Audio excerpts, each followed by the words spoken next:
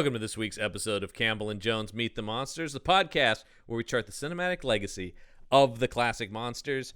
I'm John Campbell. With me, as always, Brendan Jones. John, we're in the 80s. Yeah, man. Living in the 80s. Get your synths out. Give me a cool synth beat. We're in the 80s.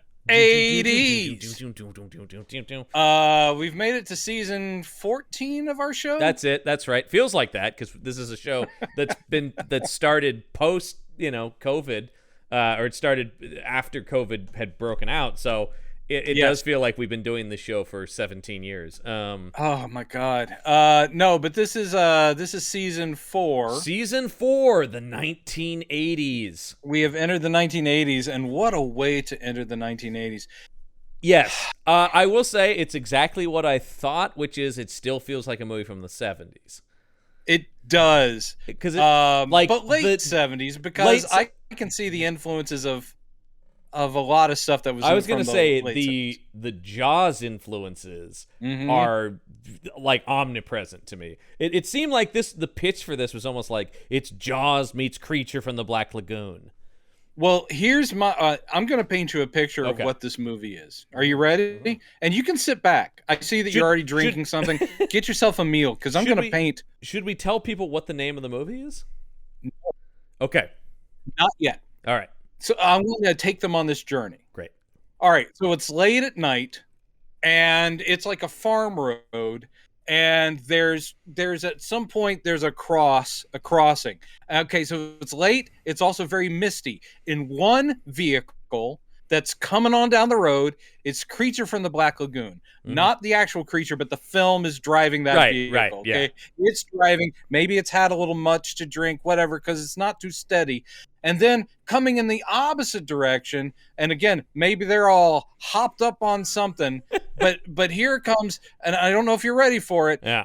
It's a big old party bus full of Jaws and slasher movies of the late 70s. Yeah. Halloween's in there, and definitely got some Friday the 13th in there too, and they're having a great time, and probably there's cans flying out of that window too. Every movie Wes Craven made in the late 70s. Yes. And so that's coming down the other way. Now, slowly, maybe in a tractor trailer at that crossroad, coming out is this enormous vehicle that is Roger Corman and a bunch of naked women. Yeah. Roger Corman and a bunch of naked women, and also the ghosts of some of his earlier films like Horror of Party Beach. So that's also in there, hanging out probably with the naked ladies. Yeah. And they're driving out. Again, it's dark. It's misty. They can't see each other. By the way, maybe the headlights on one of the vehicles is out too. I always imagine Corman driving around with naked ladies. That's my entire image of the man. Yes. But he's in like a nice sweater vest. He looks very presentable. And the thing is that's always great about him is for all the sleaziness of the stuff he's got in that big old tractor trailer, he always comes across as very smooth, very gentlemanly. Yeah. Very slick, very polished and respectable. Producer of major motion pictures. Yeah. So that tractor trailer comes out, and oh God, the timing is horrible. Oh my God, is this going to be a pileup? Oh yes, it is. Creature of the Black Lagoon hits Roger Corman and the naked ladies at the same time that Jaws and all those slasher films go bang, and the pulpy mess that's left on this dark, secluded highway is Humanoids from the Deep. Yes. Oh, I mean, 1980s. Oh man, what a title! Number one, Humanoids. Well, not the original title that the actors signed on for. Well, this it was originally called Beneath the Darkness, which is a way classier title. Yeah, Beneath the Darkness is correct. Yeah. This movie is called many things all over the world, like a lot of things, but there's a whole list of alternate titles. Yeah, on IMDb here, there's a lot of trivia about this movie. I saw a lot of stuff about this film. Where was this here? Wait a minute, hold on. Also known as, where is that? Here we go. This is where it's in different countries. I have this by country, what it's called. So in Japan, this is called Monster Panic. In Germany, it's called The Horror from Below. Okay, that's good. In Spain, it's called Spawn of the Abyss Sea. In Slovakian, it was called Sea Possessions. In Greece, it was called The Monster Man. And in Taiwan, those wacky Taiwanese, it was called Rabbit Fish Monster. Rabbit Fish Monster, right. Probably the most accurate of all the alternate titles. Anything that actually sounds like a good title should not be the title of this movie, because there's nothing good. There's really nothing good here. I beg to differ, and we'll I think there's a couple of good things. There's a couple of there's a couple of good okay things. Let me say that maybe. And for our audience that may be confused as to why we're using this to start our fourth season, by the way, as I will always note whenever you do this, you specifically said we had to do this movie. So I know. Yeah. It's 1980. Literally, It's the start of the decade. It begins. Yeah. B, it's one that I used to see all the time, not because I sought it out, but because HBO in the early days of home box office in the early 80s, they had some movies that they showed over and over and over again, like Meatballs. I saw that so many times. Yeah. Oh my God. Much better than this movie. Well, actually, go back and rewatch it. If it's not for Bill Murray, that movie is not good. No. It's purely Bill Murray who saves it. Oh my God, he's so great in it. Of course, that's a launching pad. But and SNL, and this movie, and also things like Kramer versus Kramer. It was just there were movies that they had that they're like, fill the gaps, throw this in there. There's a triple feature for people. Meatballs, Kramer versus Kramer, and Humanoids from the Deep. And please do watch them in that order. Yes. and me as an 11 or 12-year-old around that time, it's sort of, I'm not quite at puberty yet, but with Humanoids from the Deep and another movie called Hots, H period, O period, T period, S period. Never seen it, but I am aware of it just in the discussion of early 80s sleaze. Humanoids from the Deep and Hots were on late night HBO almost every night. Yeah. And then you're like, if you're a horny young kid and you don't quite know what that's all about, and you can't find Dad's Playboys, you watched this kind of nonsense. Yeah. So anyway, there's that. But the real reason is, I was just going to be hard pressed. Kramer versus Kramer wasn't working for you there in terms of the horny young boy. Something about a hot young mom going through a divorce and having a lot of angry words for her husband. Dude, this button-up pantsuit wearing Meryl Streep. Oh God! Actually, young Meryl Streep, she could get it. Oh, young Meryl Streep is beautiful, but the presentation in that movie is not really emphasizing that in far from in being any manner. Yeah, it's a Plus, sobering, very good drama.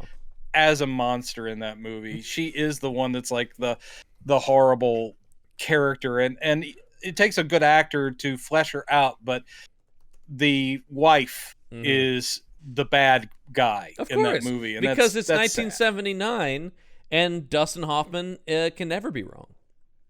Well, apparently not. Yeah, he's a delightful father who wins that case. But anyway, so no, the other reason is we will be hard pressed to find more movies that fit one of the classic monster tropes. Yes, and that is Gillman fish beings, and the classic Universal Gillman. He had his run just in the 50s, and that's it. So this is a cousin to Creature from the Black Lagoon.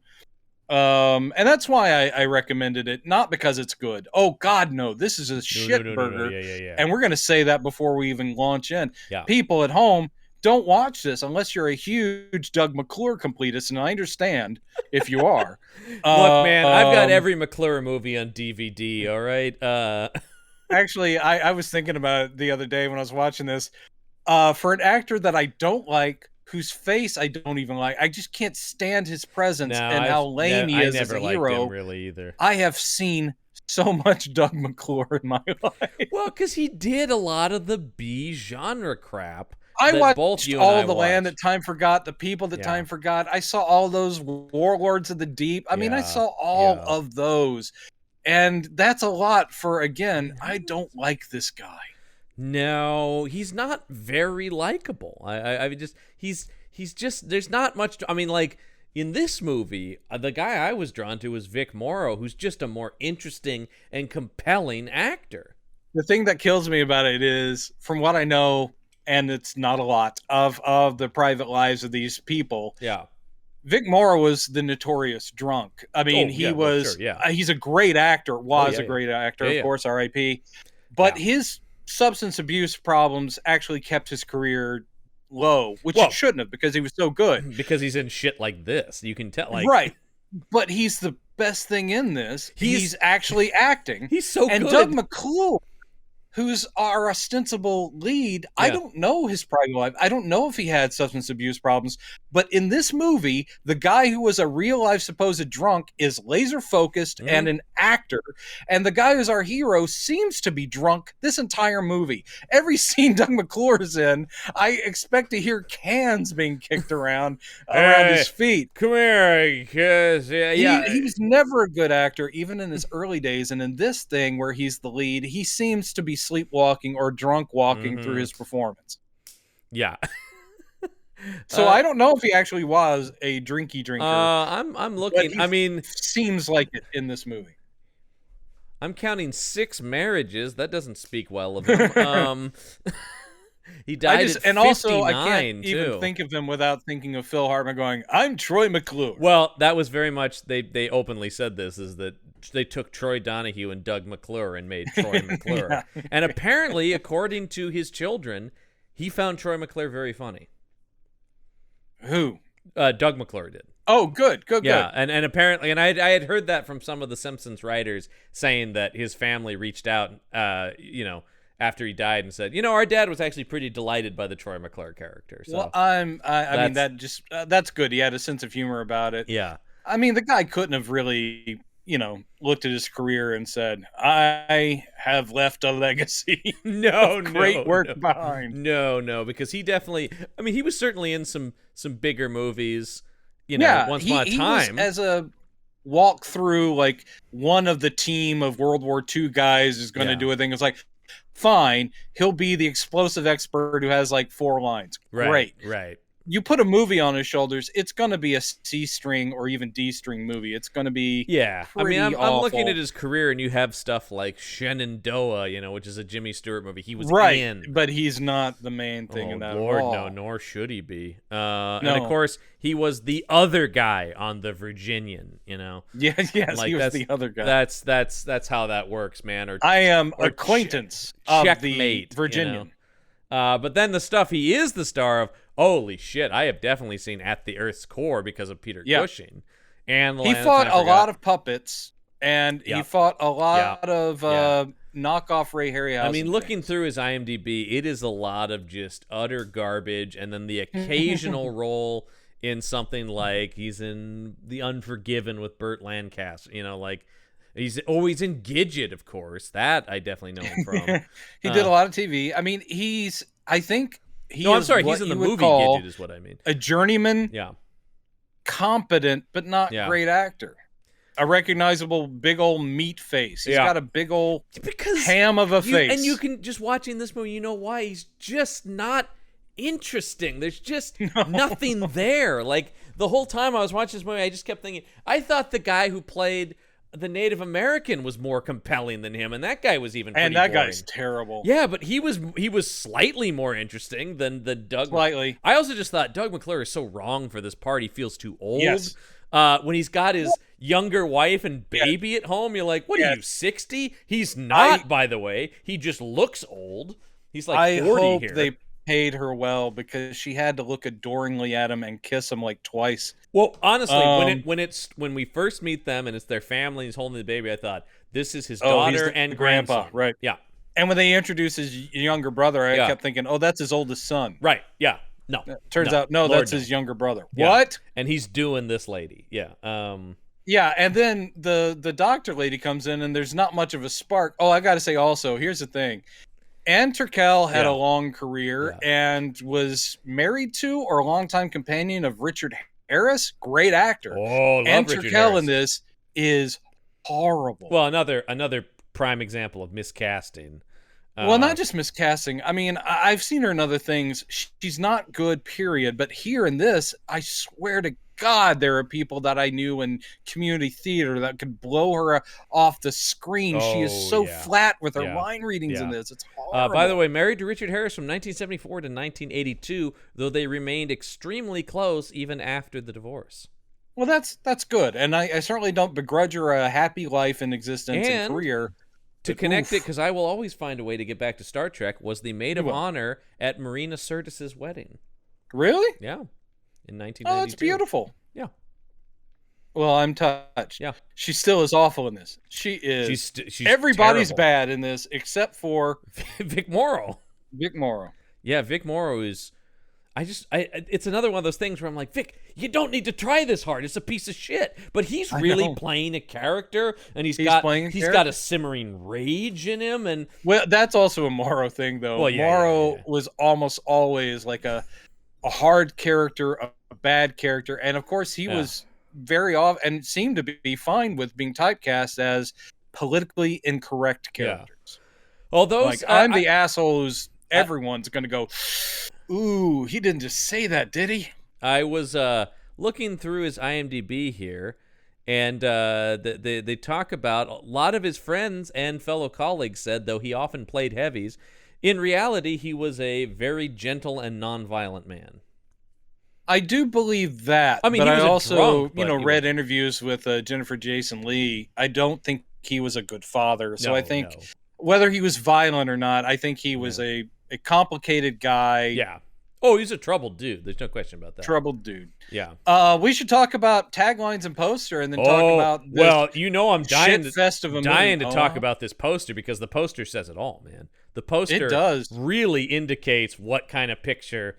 When I click this, because I watched this on Shudder, and while they don't sponsor us, they should, number one, because I fucking love Shudder, man. That was a great. That's one of my favorite streaming services as a horror fan. Shudder is great. I felt terrible having to let that one go. I had to trim off some streaming services. It actually helps me a lot with this show. A lot of the movies we watch on here, I find on Shudder. Highly recommended to any horror fan. It's obviously great. And their original content is really good. I've enjoyed. Creepshow is pretty cool. Creepshow is very good, and some of their original movies that they either make or pick up at festivals. There's a lot of fun stuff. So. Good, the good folks at Shudder. I wish I had a promo code we could use here. Once again, I would hint Shudder. Take their money. Yeah. Oh my God, they would be a perfect. I'm just thinking of that now. We should get them. Anyway. All right. This poster. You talk about the poster. I'll get them on the phone. The poster. I mean, the primary, central, largest image is this woman in a bikini who is not even a character from the movie. She could be the whatever her name is, the first one. She could be. That's not the bikini she wears in the movie, though. And it bikini lady in the movie. It doesn't look like her, really. Maybe it is. I don't know. It's just sort of, but it's just like fellas. Yeah, she is lying on the beach. The ocean's behind her. It looks like it's sunset. It's very red. She is in a red bikini, and the positioning of her body is very interesting. Well, this is the strangest part to me, is the positioning of her body and her hand on her head. She seems to be doing this like, oh God, what did I do? Yeah, she may have just woken up after realizing she was asleep on the beach, and now she's terribly sunburned. She is laying with basically her crotch facing us, but she has a knee, a lifted leg, and so her shin is blocking. Thank you, Roger Corman, for at least having the mildest of decency here. So she's stretched out, and then we are looking back at her boobs, and then she's got the hand on the forehead. She's like, oi. And also she's got the string behind her neck is untied because it's falling forward. So it's also going, you are imminently about to see boobs. Yeah. The poster promises something. Yeah. Which actually the film does deliver. The film does deliver. It shouldn't, because it's horrifying, all the nudity in this movie. But yes, none of it is.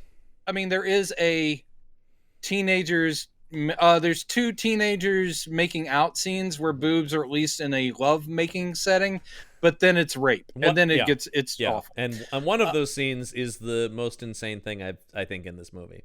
But I will get there. the couple in the tent, so yeah. then But then above in the sky, above Yes. the thing, are the terrifying eyes of the fish people in the movie. Yeah. Yeah. Oh. And we get this this tagline that says, "They're not human, but they hunt human women, not for killing, for mating." Oh my God.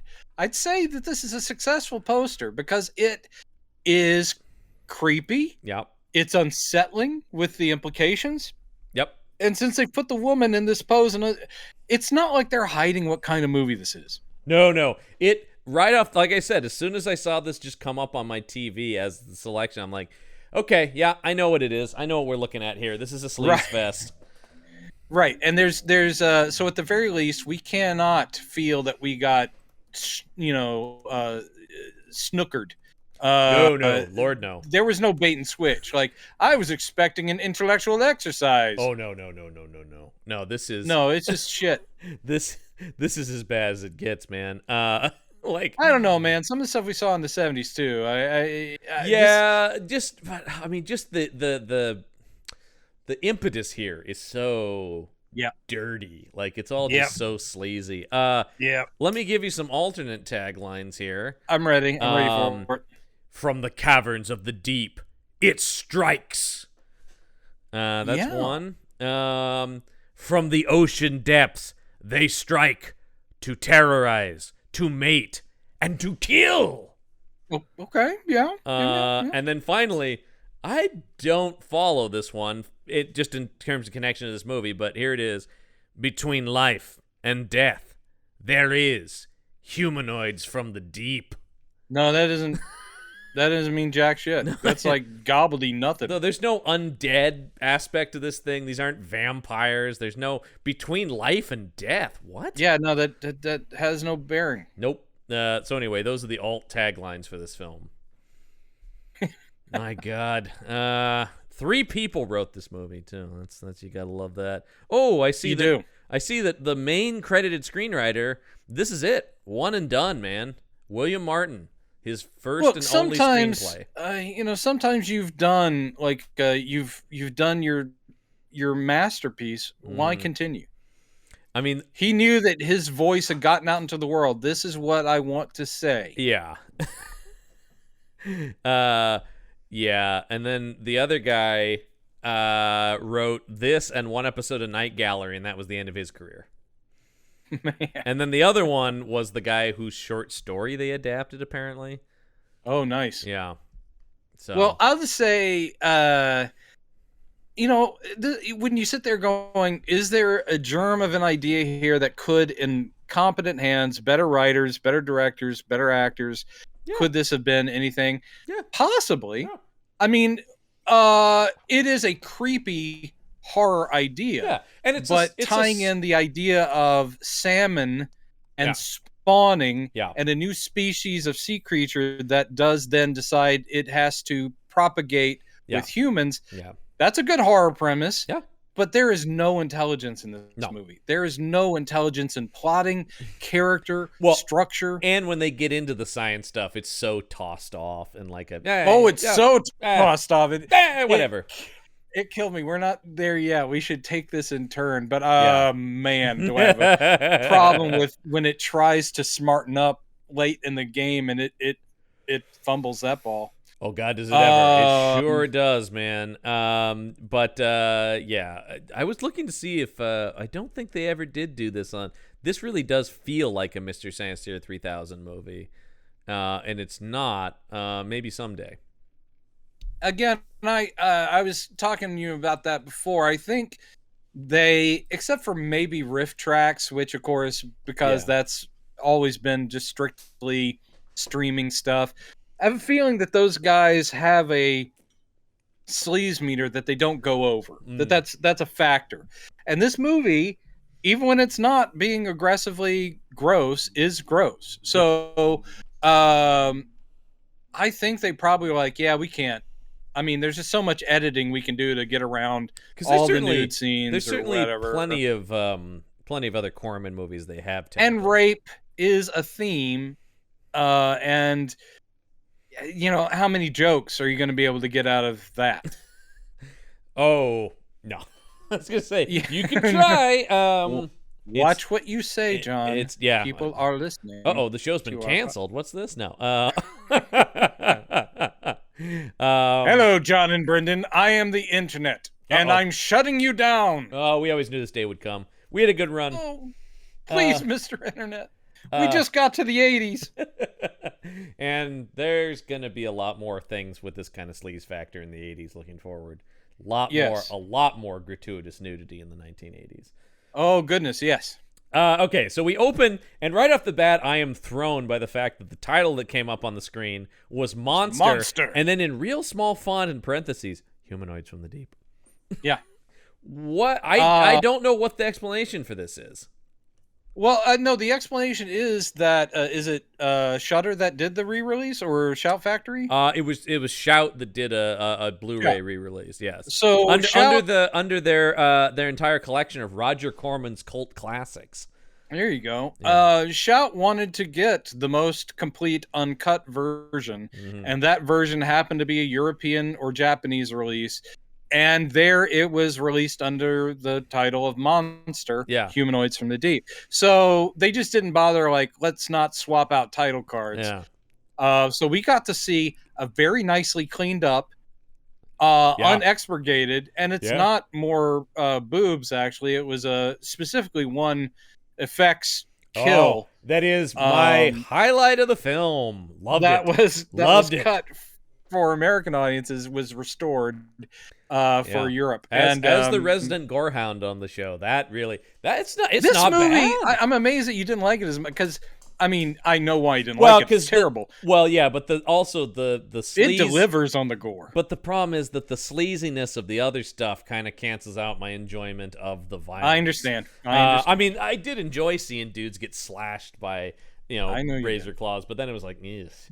And it was always happening simultaneously. They'd be. I like the thing that really made you feel dirty was not disembowelment. Oh no, it was like the things that made me feel dirty is every time I saw a nipple. Yeah. Well, in context. No, I know. So we open on a bunch of shots of the town. We're really this is the Jaws aspect of it to me. A lot of it is sort of like, it's a small town. It's a coastal town. And you're getting, it's an idyllic small town. Something horrific is going to happen here. It also reminds me a little of Halloween, because there is a very club-footed attempt to flesh out all these characters and the town itself before things happen. It doesn't jump right into...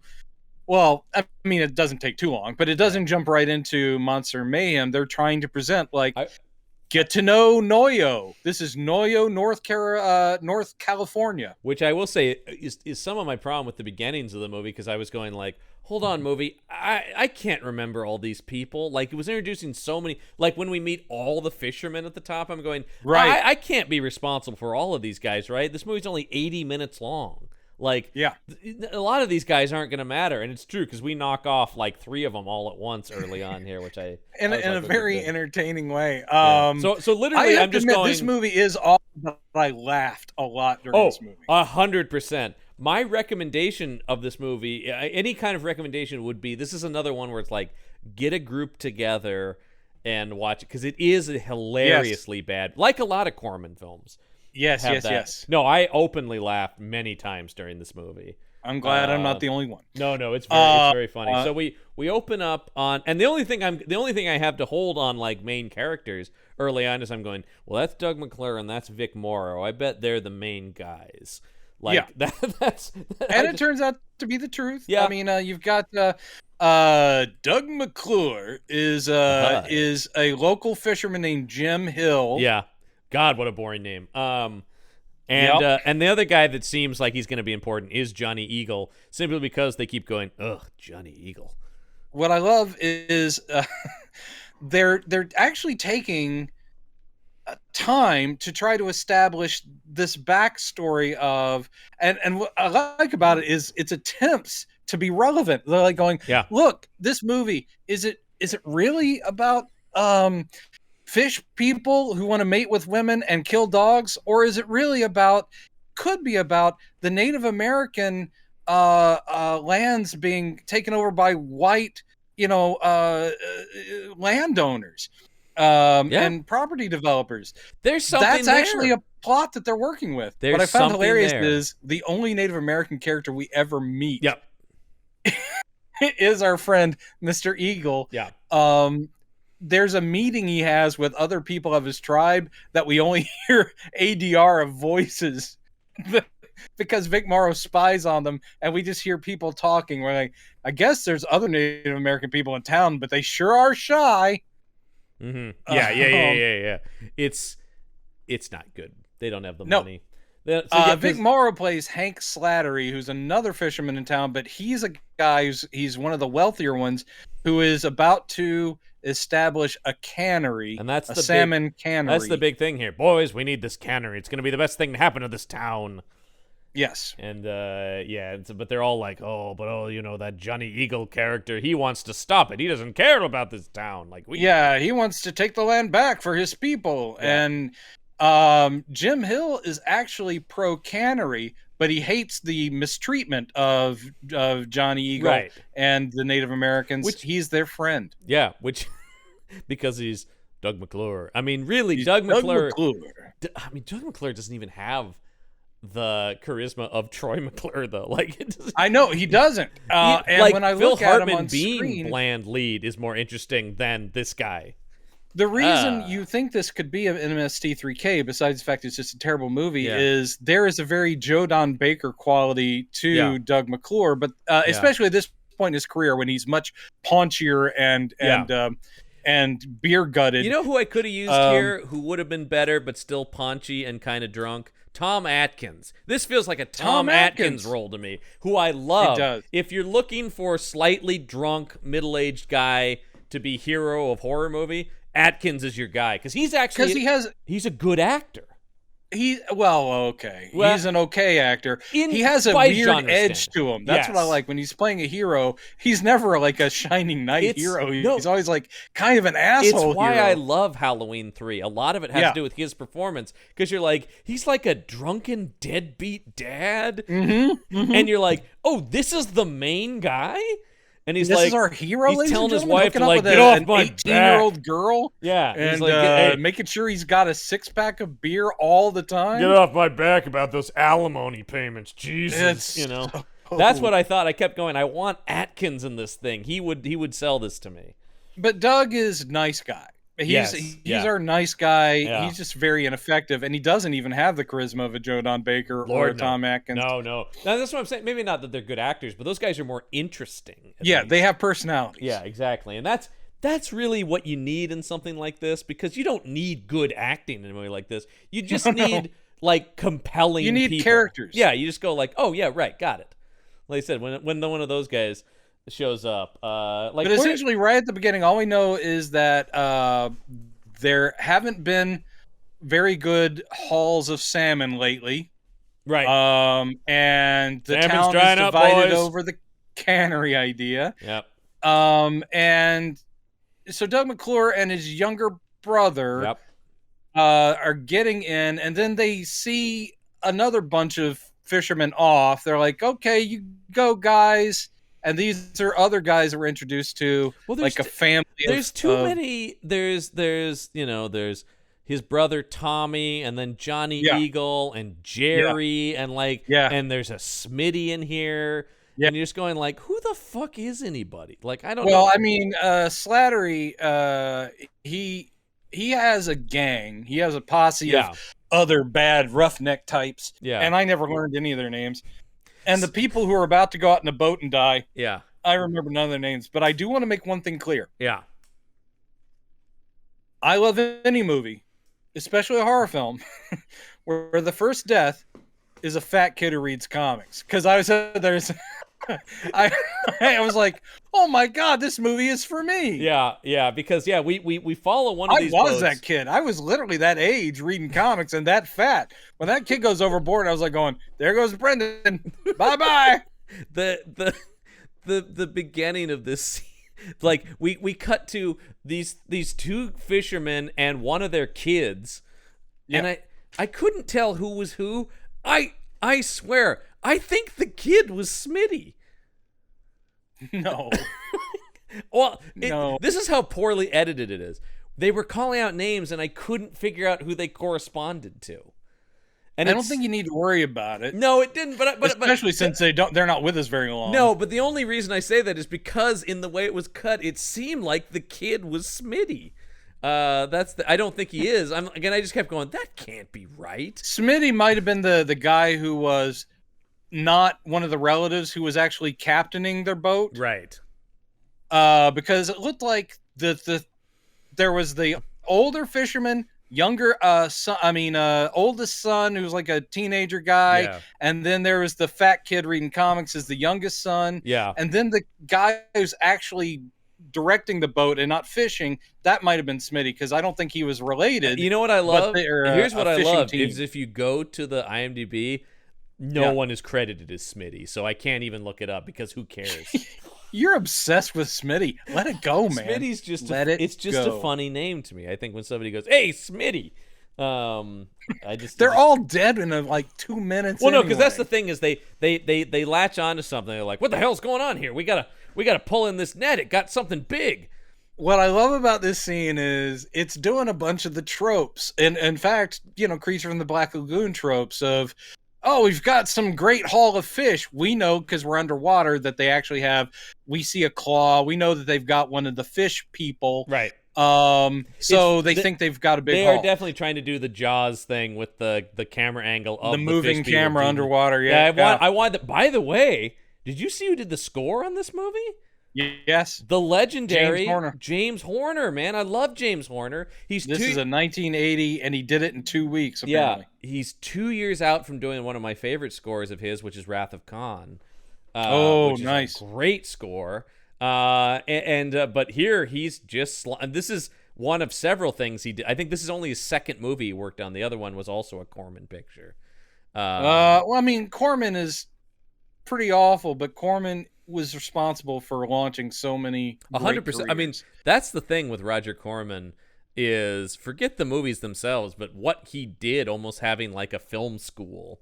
Yeah, film school was amazing. He let people learn on the job. Yeah. I was just looking to see what the one he had done before this was. It was The Lady in Red is what he did before this, which is also Corman. Oh, The Lady in Red, the Dillinger movie? Yeah.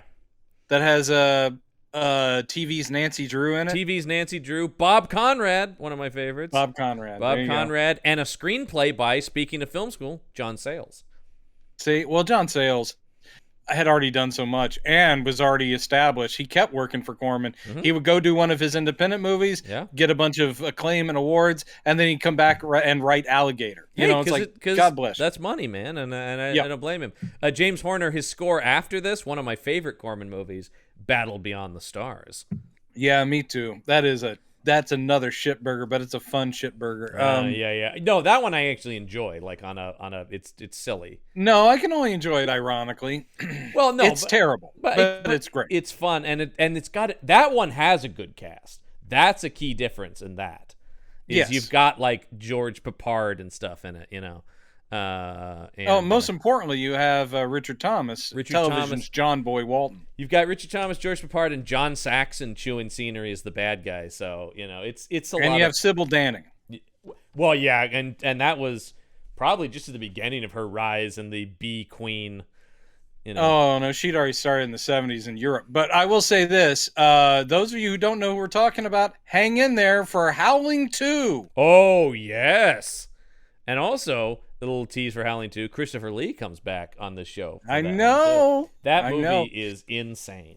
It is. Okay. But back to this one. What I love about this scene, which is our first deaths, is how it becomes this Rube Goldberg of like bad luck. That one thing after another after another. Well, because they go, hey, kid, you sitting there reading your comics. Nobody gassed up the winch. Yeah, the winch. The winch it stops as they're trying to pull out their big haul, whatever it is. This is why I thought the kid was Smitty, is because he goes, Smitty, you didn't gas up the winch. And this kid looks over, and I thought, it's that fucking kid's job to gas up the winch? It's bad editing. It's bad editing because he's off. You're right. He is talking to the captain of the boat, but it cuts to the reaction of the kid looking over when he's yelling. Yeah. That confused me. And then they're like, put some gas in. And he's like, all right. So the kid's putting gas in the thing.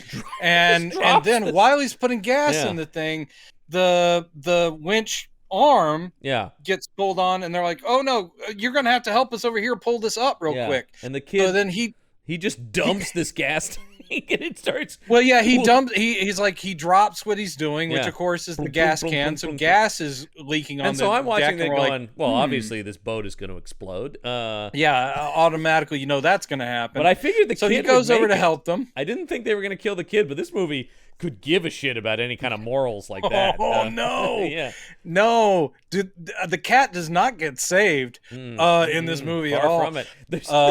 There's dead kids and dogs in this thing, man. Oh my god, Dead Kids and Dogs, which is the name of my autobiography. But anyway, so they he comes over to help them. I don't know what good like a 10-year-old fat kid's gonna do with these two grown people trying to pull this net in. He doesn't want to be out here. He joins them. I love that he just rolls up his comic, shoves it in his back pocket. I'm like, that was me. That was me, man. At 10, I didn't treat comics well either as a kid. So he pulls, and then he gets pulled in because something gives a big yank. He gets pulled in, and immediately the blood just. Oh man, I do like the way the blood. We don't even see the kid bleeding. We just see blood. No, he just goes under the water, and then there's first example clouds of blood. We need to talk about this because I think it's the first example of this in the movie. I'll just read this right from the IMDb trivia. Yeah. As the film was being finished up, producer Roger Corman felt that the picture needed more sex, nudity, and monster shots throughout. So he ordered scene shot that showed the humanoids attacking and ripping the clothes off of other nubile young women. Yeah. Director Barbara Peters, who was a feminist, I like that needed to be included, who hated rape and violence against women. You know, unlike anyone else who loves it that isn't a feminist. Anyway, I just don't like the way this is written. Refused to shoot the scenes. Corman said he'd hire a second director and get her feedback before using the new footage. She agreed to that, but Corman ended up never showing the new footage to her or the cast and other crew. They didn't see it until the preview of the film. Peters was furious, protesting that they were inserted purely to show gratuitous nudity. Corman also edited out many of the scenes dealing with the plot and character development, which I'm sure were terrible, though. In order to make room for the nudity and more creature scenes, Peters complained that it was no longer the film she made and wanted her name taken off. Corman said he'd do that, but only if she paid the expense of redoing the credits. That is classic Corman right there. That is indeed. Oh yeah, that's I'll do it. Yeah, but you have to pay for it. Yeah, she wouldn't, so her name stayed on the project. Many years, Peters ended up watching the film on cable and admitted it actually ended up being a quote fun little movie. But this cloud of blood is like, I feel like this had to be included in that too because it's out of nowhere. It's just blood and water.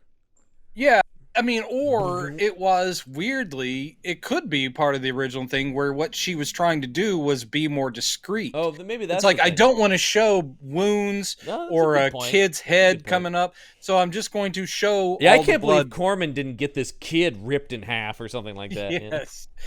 Well, actually, kids die in this movie, but those tend to be fairly discreet. It's all everybody. I mean.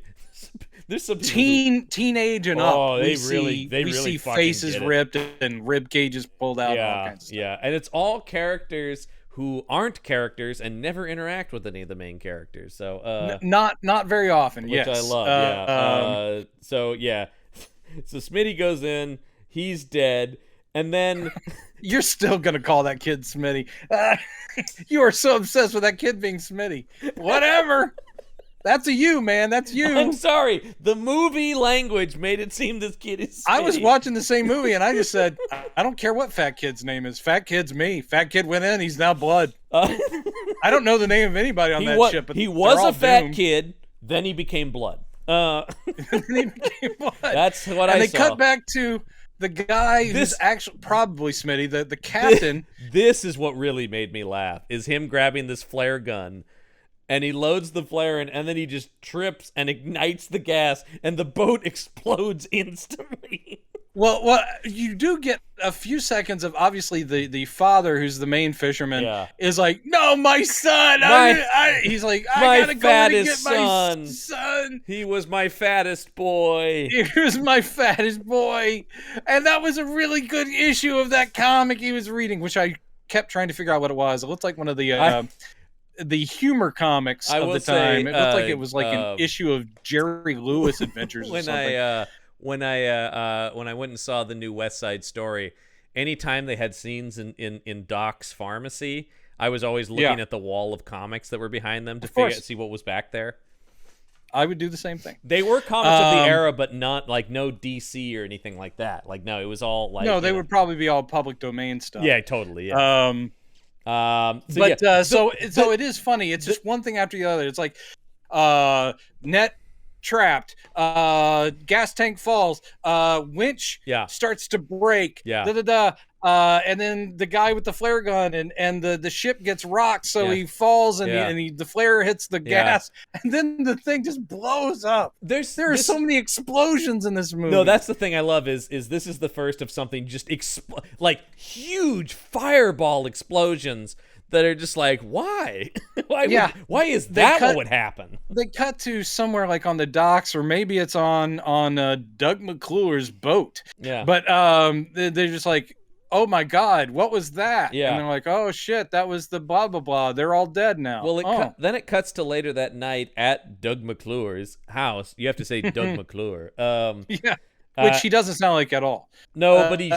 I love that. He's Phil one Hartman of those gave guys him that kind of a voice. Should sound like that.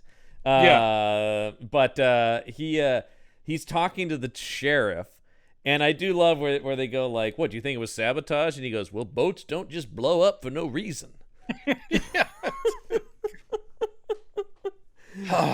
Which does remind me of one of my favorite jokes on the great sitcom Blackish. There's a running thing that Anthony Anderson's mother had blown up his father's boat in their nasty divorce years ago, but she'll never admit to it. He goes, "You remember when you blew up Dad's boat?" She's like, "I had nothing to do with it. Sometimes boats just blow up for no reason." Good gag. Yeah. So it's maybe this is about that cannery. And I'm just like, hey, let's not play detective, Doug McClure. You seem like a dummy to me. Well, but he's the hero. Yes. So, Sheriff, did you ever consider maybe someone blew up the boat on purpose? Huh? Nope. Yeah. The sheriff is a complete waste, but that's kind of funny also, that he doesn't do anything well. By the way, if you are a fan of our other podcast by the time this actually comes out and live show, Tesla City Stories, when I do Pierce Hartley, I kind of do this fake Doug McClure. Like you do. He is. You're a little Troy McClure. Yeah. It's because it's just all those guys that become that voice. Like all that. Just like I always say, he's like a contract player. You know, he's one of those guys who's just like, yes, he's just sort of very handsome and stiff. Anyway, that's a little inside for handsome, stiff, and very heroic. Yes, exactly. Yeah. So anyway, there's a little fun if you're a Tesla City fan. You should be. Yeah, you should be. Go subscribe to that podcast too. Nice. But Doug McClure's dog starts sniffing something outside, and he's like, "What's this now? I don't." Now I'm making his dog sound like him. What's this I smell? Bark, bark. Something fishy out here. The whole McClure family sounds like this, including the dog. I better check it out. I'm giving a little Shatner also in there, I think. Yeah, of course. Because and of course the dog, we followed the dog for too long. For an 80-minute movie, this movie wastes time like nobody's business, too. Yeah. We follow the dog. Of course, this is the first time we see one of these creatures. And boy, does it just rip this fucking dog apart, man. That's what I'm saying. I was like confused at this point because I said I thought this movie was about tensions between different ethnicities. Yeah.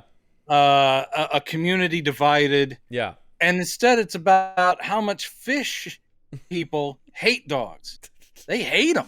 Because they go on a dog killing spree right at the top of the movie. which is so insane to me because that makes no sense in any way.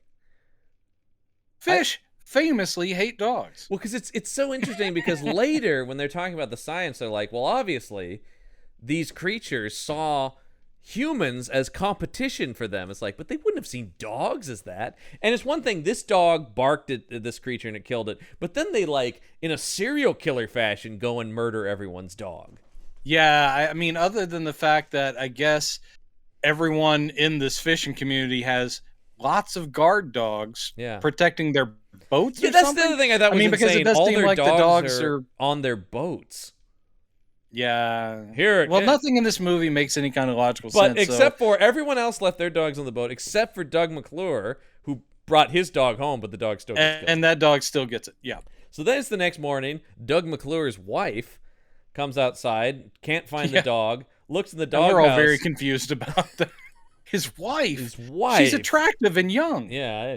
I'm confused. Come on, ladies can't resist Doug McClure. Keep in mind from my Wikipedia entry that John read a little while ago, I was married 6 times. I can only say, if you guys at home don't know who Doug McClure is, and you're very fortunate, and we're not going to tell you to watch this movie. No. So at least go check the guy out on IMDb. When you see this dude, you'll be surprised that he had 6 marriages. Okay, so a film career. His IMDb photo is a headshot of him circa 1960. Yeah. I don't think he was a good-looking guy as a young guy. No, I do find it interesting. Now, how did he... how did this guy break out? Yeah. He's got he looks like big old forehead. Big old He forehead. is, and big old mouth. Yeah. He just looks like a sentient loaf of bread. Yeah. I mean, here he is with Sandra Dee and Gidget in 1959, and man, God, he's just look at that head. Yeah. I mean, come on. You got young Cliff Robertson in that movie looking a lot better. Yeah, of course. Yeah, and James Darren. Come on. These were fellas. Doug McClure is just always second tier. So anyway, we get the first we get I don't know. I can't know if I think we have experienced this. The most cliched thing, which is for no reason, a cat leaps out of this doghouse at the woman just as a. There are a bunch of dumb jump scares in this movie. Oh no! Dumb jump scares every couple minutes. And then of course Doug, like McClure, with the teenage chick in the house, and then oh, it's my boyfriend. Yeah. There's a lot of Christ. these. It's one of my pet peeves in horror movies, no matter what, and it's in this already bad movie. And of course, Doug McClure comes out and he's like, "What's the matter, honey?" She's like, a more accurate impression, just because we keep being distracted by Troy McClure. Yeah. But a more accurate Doug McClure impression is, "What's going on, honey?" we are making him more suave and cool, and also, is it? Do we have any Miller High Life? Are we out? I'm going to go to the store real quick. And then he is literally in this movie walking around with like a red Solo cup for a chunk of it. And I was like going, dude, you're not even trying to hide it, are you? I just need to get through the next scene. I wanted him to open up his truck and a bunch of empty crushed cans come out. He's like, oh, Jesus. Hey, I guess I'm Doug McClure. I know you. Haven't had a chance to clean out the car. You may know me from such films as... the Time Forgot stuff. Troy McClure is at least, he was still trying even when he was in garbage or educational films. That's Troy what I love. Was always on. And he was always promoting himself as he's this household name. I'm Troy You McClure. may know me from such films as... Yeah. You may know me from such Driver's Ed films as... that one I love is such Driver's Ed films as, Mommy, what's wrong with that man's face? Or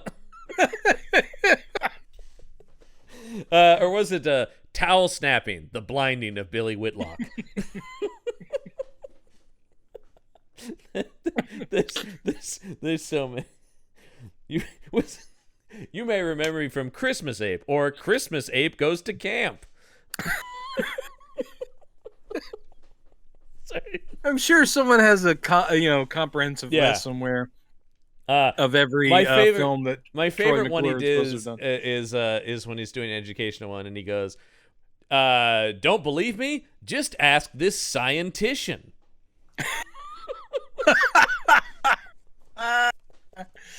That's my favorite Troy McClure one from one of his videos. So anyway, yeah, I'm gonna keep doing Doug McClure's Troy McClure because it's. I want you funnier. to. It is more interesting and funny than what we're actually getting in the movie. And actually, I'm almost giving him more. It's not Phil Hartman, but it's a Phil Hartman impression. Giving him almost more Zap Brannigan from Futurama. Yes, which is in that same range. It's Billy West doing that guy. Yeah.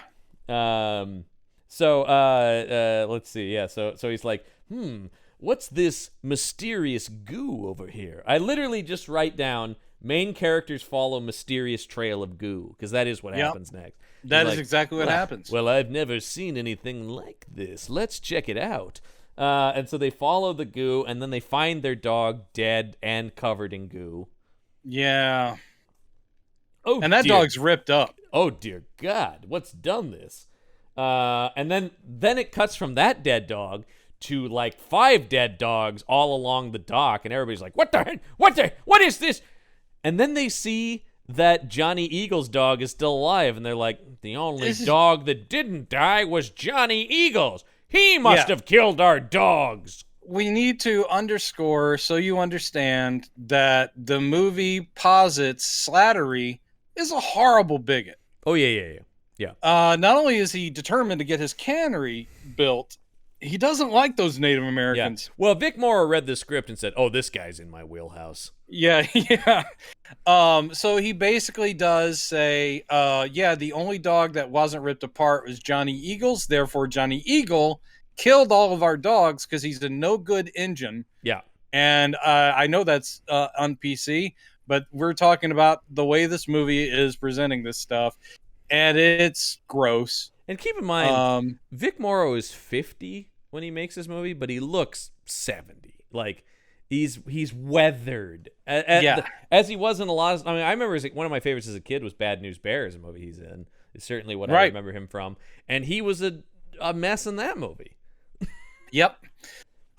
He looked the way he lived. Yeah. But I will also say... because I had to look it up when I watched this and went, well, Jesus, how old was he when he died? Because he looks pretty old here. He's only 53 when he dies. Oh, Jesus. Yeah. A year older than me. Well, look, hey, Brendan, in the next year, do not make a movie with John Landis involving helicopters. I will not. All right, just stay away from that. I don't think even he's allowed if it's called Helicopter. I don't think John Landis is allowed to go anywhere near helicopters anymore, though. No, he's not. He has to travel strictly by land. Yeah. I told you I talked to him once. He was very nice. Like, he was willing just to chat for a long period Landis of time. seems like that. And that wasn't entirely his... I mean, it was a horrible accident. Of course, I think rightly so he was acquitted of manslaughter for that. But... there was negligence involved, no question. Oh, absolutely. Yeah. And it's something he's going to bear till the day he dies. And he's said as much. He says there's not, I mean, I've seen in interviews, there's not a day goes by he doesn't think about that, of course, because how could you? Well, this is a very uplifting conversation. But but what I was going to say is, in this movie with the curlied hair and the kind of mustache beard thing, I mean, that is a sailor look, but you can also clearly see them going, no, you're like you're Quint. Oh, that we exactly need to be exactly Quint. what I was going to say. As soon as Vic Morrow showed up in this movie, I'm going, okay, so he's the Quint of this movie. Got it. He really doesn't become that. No, but sadly, they want him to be that. I mean, not only is this a worse movie, but this character is nowhere near as interesting or as cool as Quint is. Wait, this movie is not as good as Jaws? It's about as good as the Jaws sequels. Woo! I did recently watch Jaws 2. I don't know why you would do that. Well, I hadn't seen it in a long time, and that was with a shout out to our fellow horror movie podcast with Gorley and Russ. They were doing the Jaws movies, so I did revisit Jaws 2, and I remember thinking, well, that one's not as bad as some of the sequels. No, it's pretty. It's not as stupidly bad as 3 and 4 are, but it's pretty bad. Say that the cliff that the movies step off of immediately after the first one is a very steep one. Yeah, because then it gets shockingly bad from there. Oh my God. Yeah, that one's just like, ugh. Anyway, So everybody's now mad. Mad about. Wait a minute. The other thing I love is everybody has like a golden retriever kind of dog, and then Johnny Eagle has a husky, and I thought maybe it's a breed thing. Oh, I don't know. I They didn't all even have the pick same up on dog. that. But you think that perhaps the humanoids Saw from the deep saw no threat from the husky for some reason, and I Yeah. don't know why that would. I don't know. Look. None of this movie makes sense. Nope. I think the only answer they did that is because they had these fake dead dogs lying around, and they were all the same dead dog. Yeah. They were able to put Or it was a thing where Johnny Eagle kept his dog inside that night. Well, that's it. But I'm talking from a production standpoint. It was, Oh, sure. we have these fake dogs, and we want Johnny Eagle's dog to stand out, so we'll use a different kind of dog. There you go. Is That's what it how is. they know which one is Johnny's Yeah, just exactly. by And looking the at audience him. knows from there too. So anyway, we cut to this woman in lingerie, just standing around in her negligee, brushing her hair. And Yeah. we're watching from a monster's perspective outside a window, or so we think. And she's brushing her hair. And then, This is one of your it's very typical. They're leaning on the, you know what this is? It's a stalker kind of situation. and Horner's doing a like Psycho-esque. like that kind of thing. The thing my favorite part of this is because we just follow her around as she's getting ready, and at one point she grabs a shirt off of a hanger, and the hanger goes shink like a knife being sharp. And I thought, what the hell was that's just like Corman going, goose that sound for a little scare. Yeah, that's it. That really made me laugh, though. I was like, why? It's a piece of fabric coming off of a wire hanger. Shink! Yeah. Oh my God, did someone just draw a sword? That's the thing where he's like, go ahead and use that sound we have for samurai sword being drawn. That's what I want the audience to feel like they're about to watch a duel. It always goes back to that modern romance scene, though, whenever I think about anyone putting sound effects in. Yes. Yeah. But so she's doing that, and then of course immediately something grabs her. Oh no! Wait a minute! It's just her scamp of a boyfriend. He's a scamp. And he's like, hope I didn't scare you too much. Oh, let's have sex. But then she goes, no, I think I'm just too scared from what just happened. She's too scared for sex. That's the name of your autobiography. It's me on the cover with my hands up going like, no. You making a Don Knotts face. Oh no, ladies, no. Sex. Because of course, in this situation, many women are wanting to have sex with me, and I'm like, right, but you're just too damn no. Golly gee, I just don't think I can. The Dick and Mr. Chicken. Oh man, that was the Don Knotts movie that never got released. No, that was a sequel to The Love God. Yeah. I saw Don Knotts in something, and something I was watching. And you were once again impressed by how a comedic genius he was. Well, he was great, but I'm also just going like, I wonder if this dude was married, and like he was married 3 times, and but as you say this, it was just me going like, I can't. I mean, he had to have had sex, but I can't. No, imagine that's something it. you can't picture No, and don't want to. There's ever. no way in hell. You're like, Don Knotts didn't have sex. There's no way. When I worked at the used bookstore, there was a book that would come in occasionally. It surprised me. It wasn't like one that we found once, laughed at, and never saw again. We would get it in maybe every year, at least one copy, and it was a do-it-yourself home, like mix your own cement, lay a carport kind of do-it-yourself book with Don Knotts on the cover, and literally it was like He's adjusting if I his can belt. do it, you can do it kind of thing. He's And it was adjusting like, his belt and yeah. He's like in like overalls, like Yeah. I've just done this. I just made this driveway, and it always cracked me up that a concrete company or something paid him to be their cover model of a book on how to do home repair. Because he didn't give it a second thought. He was just like, give me that check. Yeah, that's exactly it. That's exactly I but anyway, where are we with the fish people? With the fish people, we are at the town dance. Oh yes, What's weird is it seems this is a long week of celebrations because we have this town dance that is quickly followed by a carnival. I guess it's salmon season something or other. We have this town dance, then it's Salmon Fest. Or as several characters in the movie call it, Salmon? Salmon. Yeah. That's wrong. I thought someone would correct them. That's no just one ever wrong. did. It's weird. It's very strange that no one can agree in this town that makes its living off of salmon. You gonna go out there and catch some salmon today? Jesus. Yeah. They're actually, this was an early situation where they were hunting for salmon rushdie. Yeah, this was the fatwa. This is where that kicked in. I don't think that had happened yet, but they were already ready for it here in this town. Yeah, I'd say we're just a few years out before the Satanic Versus comes out, but yeah, that's got to be mid 80s. I think so, yeah. mid 80s, late 80s maybe. Yeah. But yeah, so yes, this is the first of many celebrations, and it looks like a real hootenanny. Here's a great scene. That's a perfect example of Corman adding stuff in, because this couple we saw, teenagers. They go to where the dance is, but they never go into the dance. They do. They peek their head in for like a bit, and then they go out, get back in the back of the truck, and start making out. Once again though, this has to be shot separately, right? Like there's.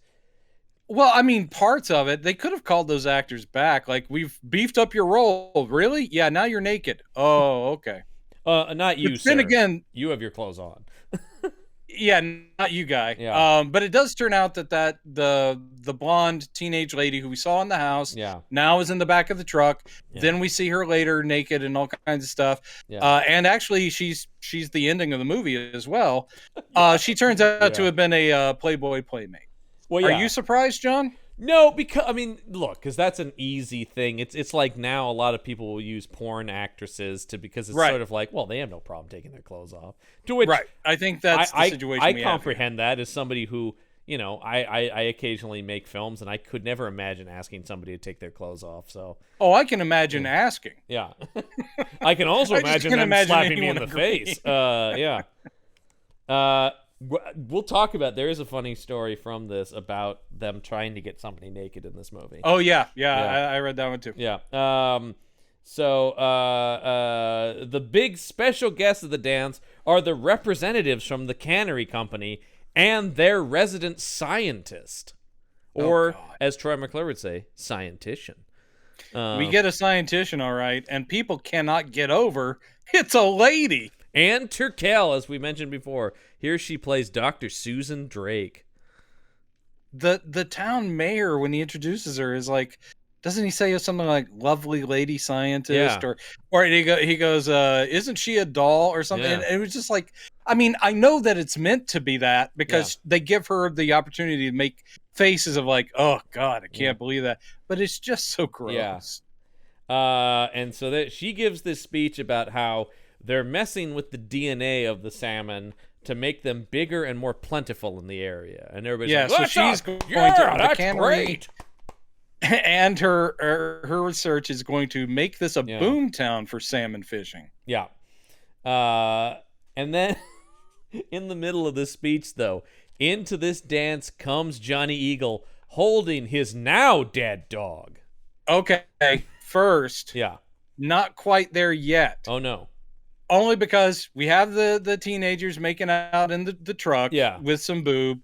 We also have awkward dance section where Doug McClure has his wife and kid there. Yeah. So we were like, okay, I guess that's his family. But then he goes and chats a little bit with that. I can't believe you're a lady scientist, and I can't believe you actually know what you're talking about. And you're tall. Absolutely the wildest thing I've ever seen a woman scientist. It's something like that. And then she's like, I guess I have to prove myself to this town and you. As I live and breathe, a lady scientist. And there is an assistant. I never figured out this guy's name or his purpose in the town, but there's a short reedy guy that seems to be connected to her. He's a total exposition guy and only there to create that there, especially later, some kind of tension where she knows there's trouble And he's like, well, the company says there isn't, you know. Right. I guess he's the representative of the company. Yeah. He's a And corporate she is the stooge scientist character. who's hired by them. Yeah. But Well, they do a also- thing where she dances with him, and she is like a 6-foot woman, and he is a tiny little dude. So they do some Garsh. comedy there. Garsh, lady, you sure are tall. Well, the thing I love about this character, and he is my favorite By the way, character in the entire movie. 6 foot even on Anterkel. What? 6 foot even is right on Anterkel. Oh, yeah. I knew she was tall. Yeah. But this dude is my favorite character because I don't think any of his dialogue is actually him. It's all ADR. It's ADR'd by someone purposely doing a cartoony voice every time he talks. It's weird. Yeah, it's and also when you watch him act physically and you're seeing the bad ADR, you can understand why he was ADR'd, because he looks like he probably was giving one of the worst performances of all time. So the combination of a cartoon ADR voice with his very bad acting, especially in that lab scene, I could not believe the kind of gestures and head movements he's making. And then you add in the weird reedy voice. Holy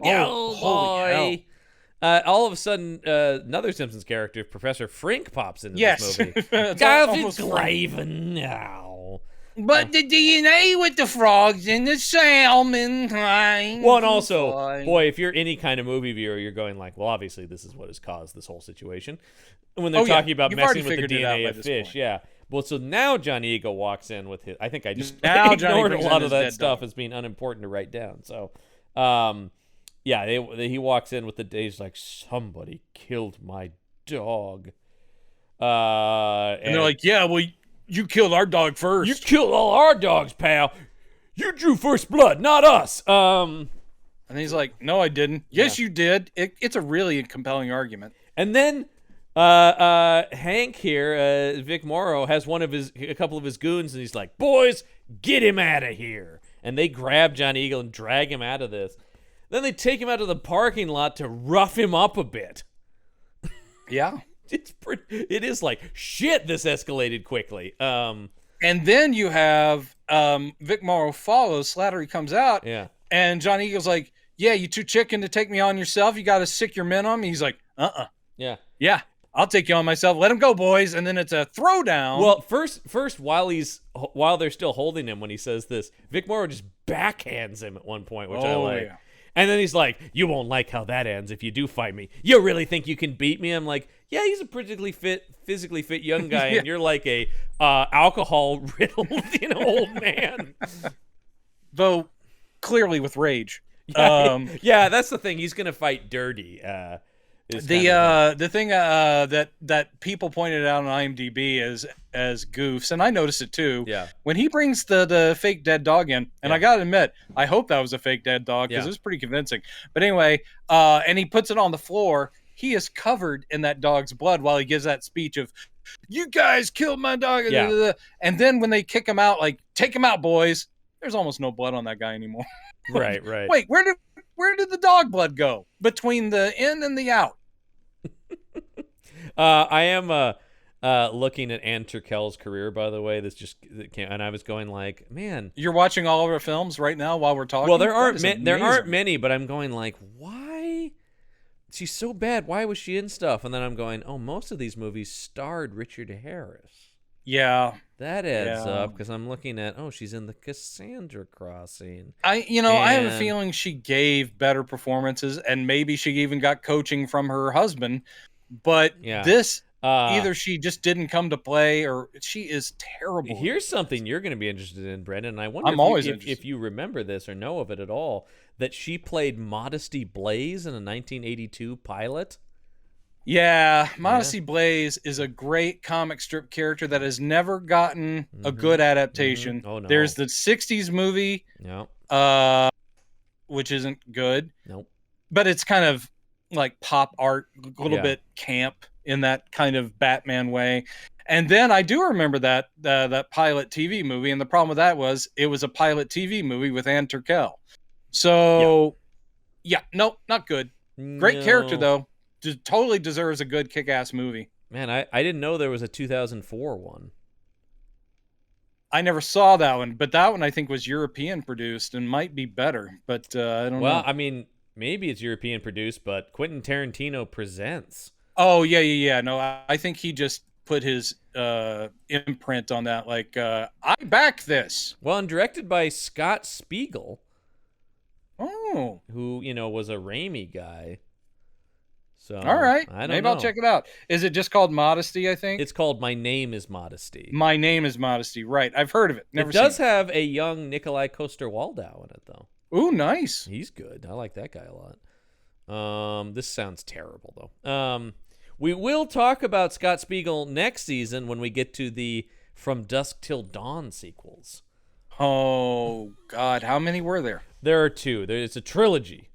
And then the TV series. Then the TV, which we don't have to cover that because we don't really Thank do God. TV shows.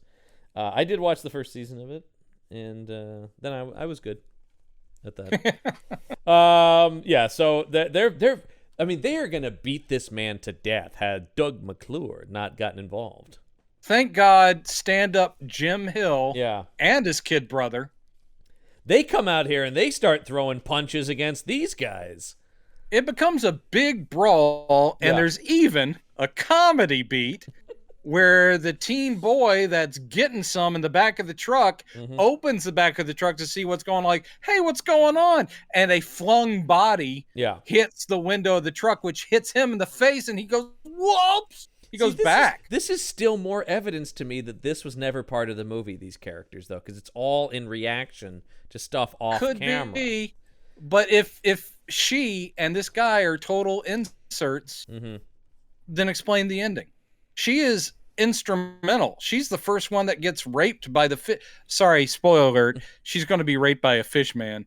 So I can't believe that these characters are total after the fact inserts. Maybe some of the nudity, yeah. Well, But, from the I sound mean- of it, I mean, that's an interesting question.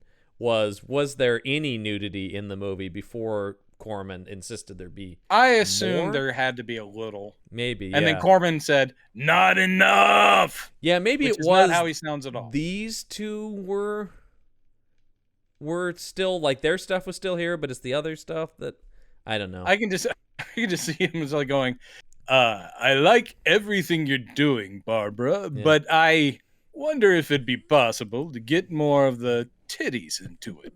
Do you think maybe if I gave you an extra $200, you could put some more boobs Oh, you got in this okay. little film? Did you see this little section here about Anterkel said, when I read the script, it was an intelligent, suspenseful science fiction story with a basis in fact and no sex.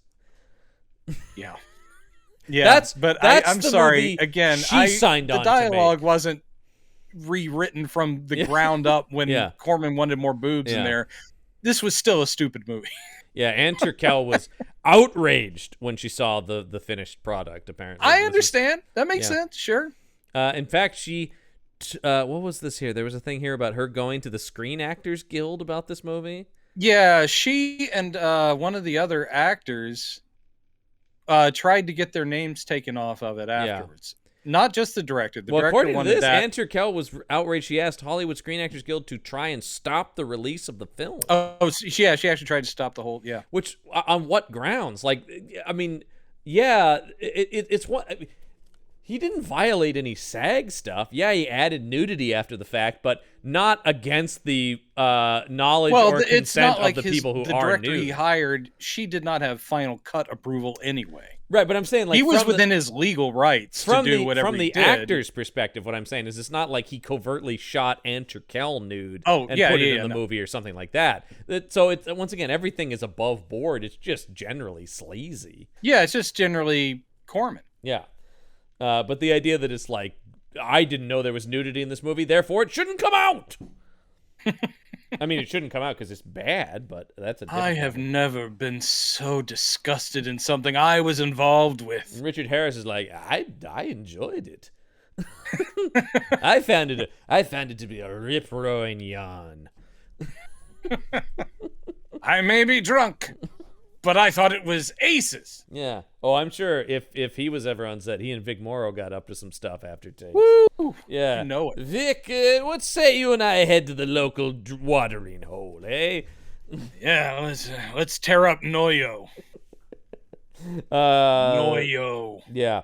So yeah, they save him from the gang, but this must be, I wrote it down here, that the next is Hank still doesn't trust him, so we get Vic Morrow, espionage agent here, creeping around, listening in on Johnny Eagle's plans to sue the town. Yeah, it's so thin, because there's a, like, Johnny Eagle within earshot of Slattery after the fight says something about, you know what, maybe I should, do a lawsuit with the tribe and get our land back. And McClure's like, yeah, maybe. And then it does cut to, you've got Vic Morrow out there. Slattery is eavesdropping on a meeting of Johnny Eagle and off-camera Native Americans. That just cracked me up, is that we have I'm going to assume he is Hispanic because his last name is Pena. I may be wrong. Yeah. He is not a Native American man, but he's playing a Native American man. Yeah. But in this movie, a big part is this divide between a community. And yet one half of the community is only represented by one guy, and some off-screen voices going, yeah, we should hire a big town lawyer who can take our case and sue to get our land back. And Vic Morrow's in the bushes going, that fucking guy. Yeah. That fucking guy. Yeah. I mean, it is such a cheap scene because it is just you signed your off-cam. death warrant, Johnny Eagle. Oh, yeah. He jumps straight to murder. He does. Because, yeah, he, let's see, he hears that. Then we've got the couple making out on the beach now. That same couple. And they're making out in full view of, I guess, their friend. Mm-hmm. Who I found very cute. And I liked her, and then girl. she died. Did she die? Yeah. When did she die? The creature is in the truck with her, and the truck goes off the bridge and explodes. Sorry. Yes, not in this scene. You're right. Yes. Not in the scene. No, she does die because they're making out, and she keeps looking over at them, and then they're going, like, "Jesus Christ, PDA." And then they're like, "Well, then we'll get out of here and go have sex on the rocks near the cave or something." I love the way they shoot that too, because it makes it look like, because of the way it's edited, it looks like they walked 4 miles across the beach. It does go to go have can't sex find somewhere. privacy anywhere. We gotta keep and going. I did read that this film was all shot in like October, November. Yes. I mean, I'm sitting there going, Jesus Christ, these people had to be freezing. There's some fun trivia about that. Northern California, and if you're on the coast in November. This movie shot on location. Where was it here? I just had it. It was somewhere near Montecito. Yeah, that is it exactly. The shot there and shot in Noyo. Yeah, real town. Yeah. And Fort Bragg. There you go. That's where they shot this movie, folks. Be sure to visit the locations where they shot. Oh my God. The girl that we're talking about, not the one that got naked and is about to the friend. Yeah. The friend, Denise Gallic is the actress who plays her, and I found her, she was cute. Mm-hmm. Yes, she was in an Incredible Hulk episode. Ooh. Yes, she was in V: The Final Battle. Hey. But most important, yeah, she was Chrissy in the second of the 3 pilots for Three's Company. Oh, she was almost the character that Suzanne Summers played. Wow, I don't see her fitting that part at all. No, me either. But I liked her, and I was glad to see that she had a long career, regardless of the fact that she dies early in this thing. Oh, look at this. And her last thing is from 2013. She was in California Suite with Walter Matthau. Yeah. Walter Matthau. Now, this movie could have used some of that going, what the hell is up with these goddamn fish people? Yeah. What do you think? It's Walter Matthau and Jack Lemmon versus the fish. That's why. What do you think about this, Jack? This is crazy. That pairing makes everything better. It doesn't even matter what you put in. It really does. So, yeah. Even the bad ones they made are watchable. Jeez. Yeah. But there's still some funny regardless, stuff in Odd she Couple is too. supposedly the plain friend, Yeah. probably the Laurie Strode of the bunch, though she doesn't last long. It's classic movie thing where it's like this very attractive woman is the plain Jane. Yes. Of She's the this one sitting on the universe. beach without a boyfriend Yeah. reading. She's the one who wouldn't take her top off in the Corman movie. So, Yeah, she doesn't at all. No. And she does have a boyfriend. I think she's the boyfriend of the younger brother. Yes, that is correct. That's But anyway, what I mean, the two go off to have sex in the freezing coastline. Yeah. They're in the water. Yeah. He does a stupid jump scare on her there Oh, too. when they walk off, we forgot about that. When they walk off, we see them walk by a monster's footprint in the sand. And, you're supposed to be like, uh-oh. Yep. And I think Horner makes the score go, whip, whip, whip. Yeah, Get it? It's a big monster fish foot. Print. So they let's see. So they go off. Then we cut away from them for a while because they go to we go out to some guys fishing. Oh, yeah. And they're like, we caught something. Whatever it is, it's big. Oh, it's the guys who are fishing are the representatives from the cannery company who are out just taking a fishing trip. Oh God, yes, including the guy from the lab. And here's what I love. This is one of my favorite scenes in the whole thing. Yeah. His back is to us, which makes the ADR even more, that's convenient. Yeah. But the line is literally, and this is a grown man, looks like he's 38 years old. Yeah. But it's like, oh, I got one. I got a big one. It's like that. Yeah. I swear to God, I was laughing. And they go like, reel it in, and he's like, I can't. Ooh. And then and then there's the old fat guy who's the mayor. Yeah. And he's like, oh, help me out with this. Ooh, it's a biggin. It's a biggin. And then all of a sudden the line cuts, and they're like, what do you think we had? I don't know. Whatever it was strong enough to cut the line. And Lady Scientician is there as well. And all she does, she never helps. I love this. Nope. She never helps. She's taking pictures. Yeah. She's just taking pictures of what might have been in the water. Yeah. And they're like, what do you think that was that just went by? And she goes, I don't know. We'll develop these later. And then McClure, who's happily married with a kid, has this line of like, well, I can't wait to see how that develops. Yeah. And I'm like, what are you doing, man? And by that, I mean her boobs. I'm a grown woman, I'm Ann Turkel. They're not going to get any bigger. Oh, we'll see. No, we won't. It's all done. I'll be the judge of that. I'll be the judge of that. Quick, we need to get to the dark room. Yes. Let me get my measuring tape. And Turkel just goes, Roger, are these rewrites? Yeah. I didn't get the pink pages. Were these the pink pages? Uh-oh, McClure's off script again. I thought I'd add some fun ad-libs. Your character is happily married. Not happily. Yeah, maybe we put in something about strain in the relationship. Much like my own wife, number 5 at this point. Number 5. You met her at the big party. You mean number 5? Yes, number 5. I've stopped bothering to learn their names and just I love refer the to them idea. as He numbers. just calls them by number. Yeah. What were you I again? really thought things were going to work with number 3. He runs into one of them and he's like, which one were you again? Number 4? Is that right? Well, they all wear matching, shirts that have a big number on them. Here, I'm just going to put this button on you. It says number 4. That way I remember. Are you thing 1 or thing 2? I know that's terrible. Yeah. Sorry. Yes, you're right. You're a woman, not a thing. Yes, I've heard this before. No, so we blah blah blah. I guess I'm woke now. We cut back to the couple frolicking in the water, and it did seem cold. It did seem like this doesn't look fun to me. The like crashing against the rocks. None of this seemed. It just seemed like this is awful. But there is another jump scare because he goes under the water and she's like, where? And then he goes, ha, I'm here. He does it and twice. You're like, oh, it's typical rule of 3. He does it twice because then the third time the monster actually grabs him. The third time the monster actually grabs him, yanks him, and he's like, this is pretty good. Okay, I like this. I do like the things this. I'm gonna say. Yeah. That the movie has going for it. Yeah. Vic Morrow. Yeah. Who actually we don't get enough of in this movie. No, I agree. And I wanted more of a character turn for him than just one cheesy scene. Yeah. But and it has Rob Bottin's makeup. Yes. Rob Bottin did all the makeup effects, including the creatures themselves. The creatures themselves is a pretty cool design on a budget.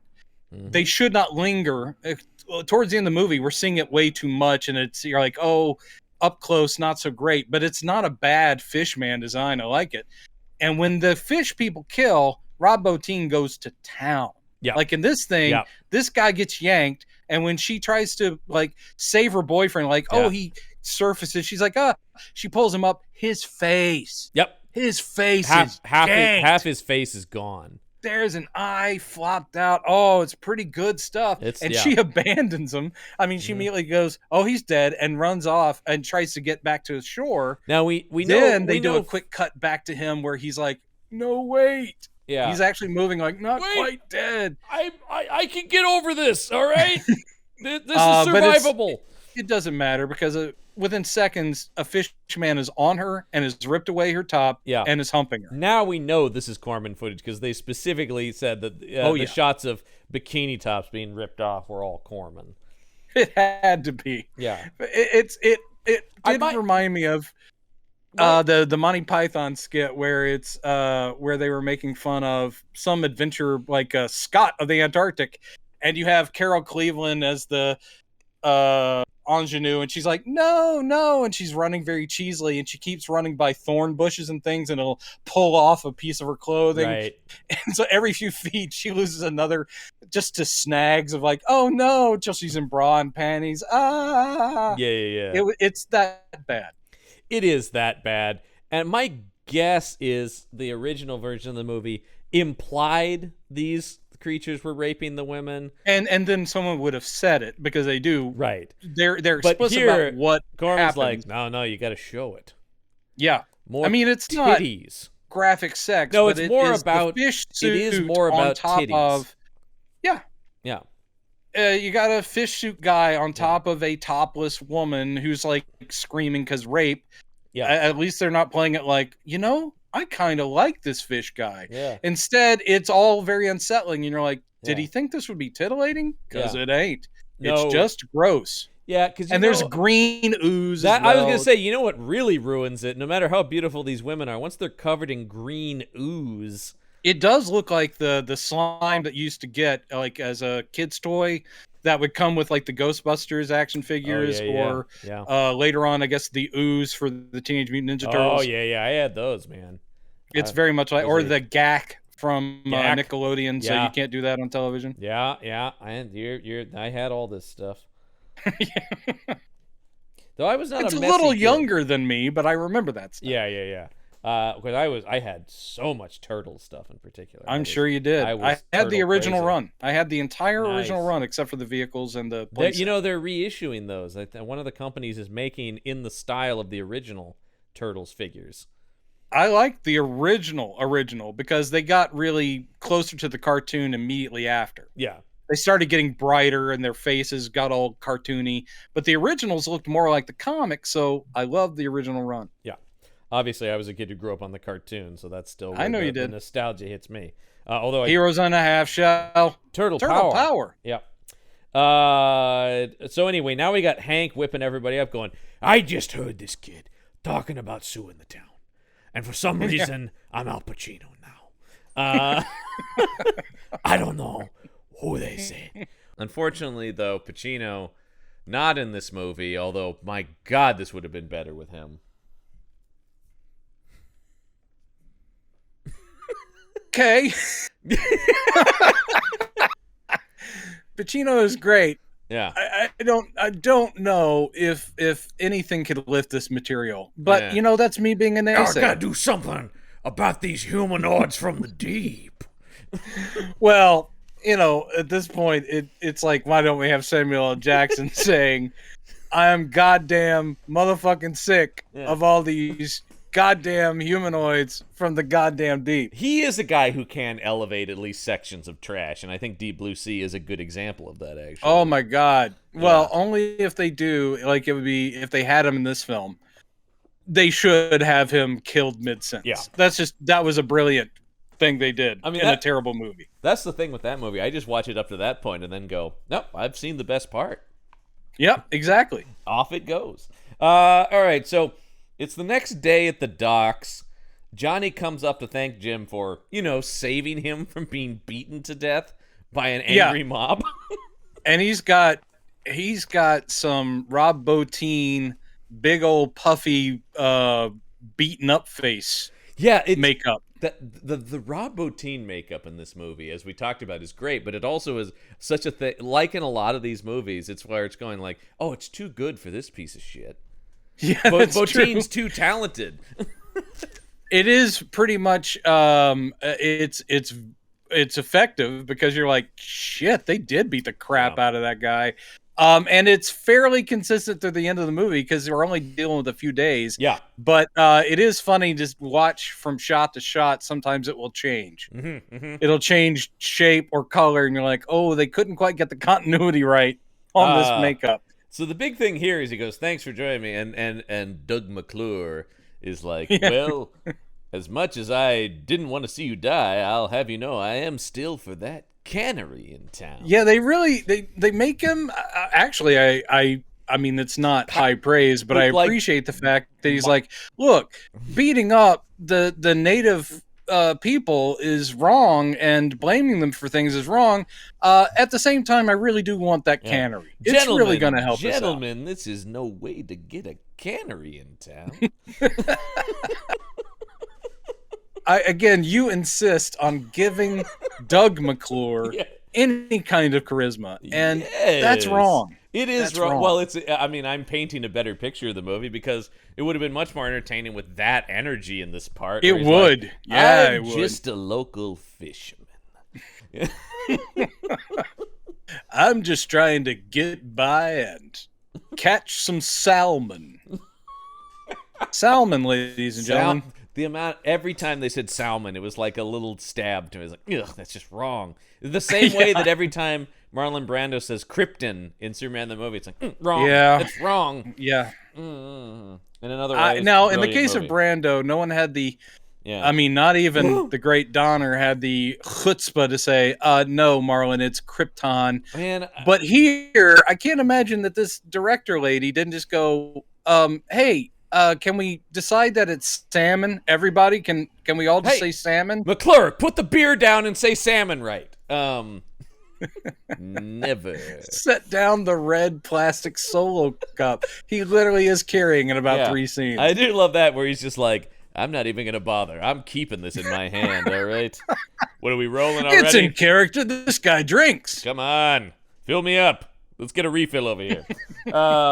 Okay, now we cut to the most insane scene in the movie. Also, in a movie filled with humanoids from the deep, also to me the most unrealistic scene, which is a woman being turned on by a ventriloquist dummy. I don't join you in saying that's the most insane scene because actually, I've seen it in the wild. It's true. The ladies go crazy for a ventriloquist dummy. It's when I was doing stand up and stuff like that and open mics, it was always the ventriloquists who got all the women. It was always the prop comics and the ventriloquists. They got the ladies. It was the Jeff Dunhams and the Carrot Tops. Show me that big box of props. What could this be?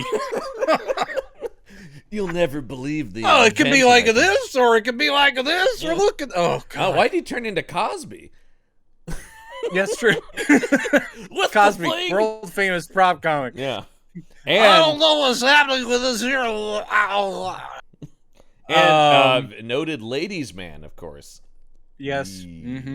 He got the ladies too. Yeah. I don't want to talk about it anymore because it makes me feel great. This scene is so weird and it's so long. What it is we're on the beach and there is a tent on the beach. So it's a young couple who are getting romantic in a tent. Yeah. But the guy, I suppose they're not teenagers, but they're in their early 20s. The guy has a ventriloquist dummy that he is talking sexy at the girl with. Yeah. And the girl is pretending at least that, oh, this is working for me, and is like, well, you take your top off first. That is the dummy saying that, Yep. and she's like, okay, and then the guy's like, well, I guess you can sit back, Woody, and let me do the work. This scene so is weird. 100% added afterwards because these characters have no bearing ever in any other part of the movie. No one mentions their passing or finding of their body or anything. No. So the lady gets completely naked. The guy doesn't, because it's Roger Corman. Nobody wants to see that. And then the guy actually, I guess he's on his knees, like he's about to grapple with the young lady, and his back is, I guess, up against the tent. Yeah. Because then Slash. Oh yeah. You get a good makeup. This guy gets it good. Yeah. He gets it good. His back is opened up, and there's ribs and stuff, and he falls on top of her. She screams. Yeah. And then, again, me thinking of that Carol Cleveland skit from Monty Python, she runs out of the tent once it falls over, naked across the beach. And I'm like, God damn, that's a Monty Python thing. And then the fish guy gets her. Don't worry. Yeah. Fish guy gets her. Oh, he gets her good. Yeah. And it's all about her evening of romance takes a very fishy turn. Yeah, with lots more black goo, green and black goo. Here's an interesting factoid from this. You were talking about how cold it seemed on this. Yeah, and this is the scene where, according to IMDb trivia, when the scene was shot, the temperature was cold enough to turn the actress's lips blue, and the makeup team kept having to paint them pink again. Holy God. Holy God. Yeah. You eventually are going to be a corpse, but at this moment in the script, you're not dead yet, so we need to keep painting your lips pink. Yeah, this woman's running around fully naked on the beach, and it's absolutely freezing. Because it's probably October or November. Jesus Christ. Yeah, I know. That's one of those things where you go like, good God, is any amount of money really worth that? And we're talking Northern California. Yeah, we're talking, Bay Area or even above, and that's frosty. When I lived in San Francisco, it used to drive me crazy. You have this beautiful beach. Yeah. You can't go swimming in that water. It doesn't matter if it's August. You can't go in that water. You'll freeze instantly. I mean, that's the thing, though. When you watch this, you can see it. Even though it's a beach, you're like, oh, this is wintertime, isn't it? This looks cold to me. It doesn't look like a fun beach. But the movie's trying to portray it as like, kids I hope in this bikinis actress at the was beach. paid well. She probably wasn't. It's a Corman picture. Oh, this is Lisa Glazer who played her, and she was in 3 movies. Oh, no. Oh, no, she was in 2 movies and a music video, according to IMDb. Oh, okay. Well, good. Sorry for her, and I hope she ended up okay. I'm going to go ahead and guess she might have taken her clothes off again in Strip to Kill 2, Live Girls. I don't know. That was 9 years later. She might have aged out of having to be naked. I don't know. Strip to Kill. I just assume everybody was naked in Strip to Kill too. Isn't that your problem though? Because you often assume everyone was naked. Yeah. By the way, I'll tell you about. It's like, hey John, I went to a friend's birthday party, and you're like, so did you see all those boobs and wangs? And I'm like, no, John, not everyone was naked. Your assumptions on that is weird. I start right from that. I will say what I love about Strip to Kill 2 is, they always have the like keywords on IMDb. Oh, yeah. I see razor blade and nipples here. Oh, Jesus Christ. So that's going to be a winner. That's a combo I never want to hear again. There's a winner of a picture. Boy. Yeah, so she's dead, this woman. So she's dead, but that does raise our body count and our naked body count, and I'm sure that Roger was happy with that. Is she dead, or has she been impregnated? I don't know, because if the whole thing, right. But if the whole thing is to impregnate these women, we only ever find one impregnated woman. That is true. It seems that they have not a lot of luck in their impregnation scheme, because most of the women they're trying to impregnate end up dead. Yeah, I just thought that's interesting. Well, it's not interesting because it's cheap. They only have the one thing they have to do with the makeup and stuff. By the way, here's another factoid I love from this that is very Roger Corman.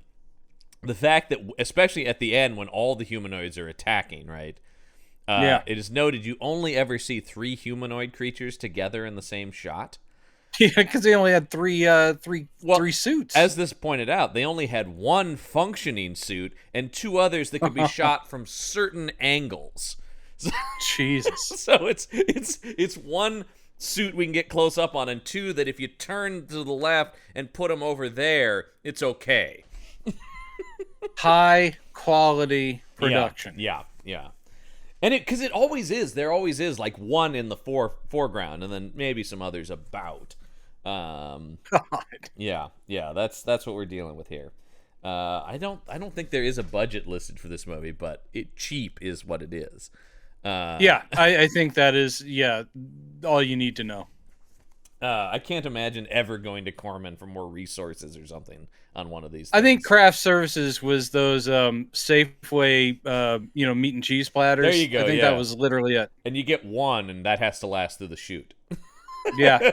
Like, look, you get 2 Ritz and 1 slice of pastrami. That's it. Sorry, craft service guy goes, "I'm sorry, we have to ration. It's Mr. Corman said so." This was also lit by people lining up their cars and turning on their headlights. So now, just get more cars. That's what I'm telling you. So now we go to Tommy Hill, Jim's brother, and his girlfriend Linda are going out. They're going to go have dinner with Johnny Eagle at his cabin. Right, and Linda's the one that we both thought is. I mean, she's the stereotypical. She's the nerd of the bunch, but she's also cute and seems to be intelligent. Yeah. And doesn't last nearly long enough in this film. No, it's interesting. It almost seemed like she was being set up to be some kind of final girl or something by horror movie standards. I thought, she might be a Laurie Strode. But no. Spoiler alert, she's no Laurie Strode. And she really dies in a really dumb way, actually. Really dumb. Yeah. Because it's almost like, this is how you kill off what I thought was an important character? I guess maybe that's on me. Well, come on. When you've got a Doug McClure, no one's going to steal the spotlight from that guy. So they go upriver with him. He's the hero. No how. All right, you listen to me. That's right. Doug McClure is the star of this picture. Again, I'm going to do a more accurate. Yeah. No way. You got me. You got Doug McClure. I'm the star of this movie. Yeah.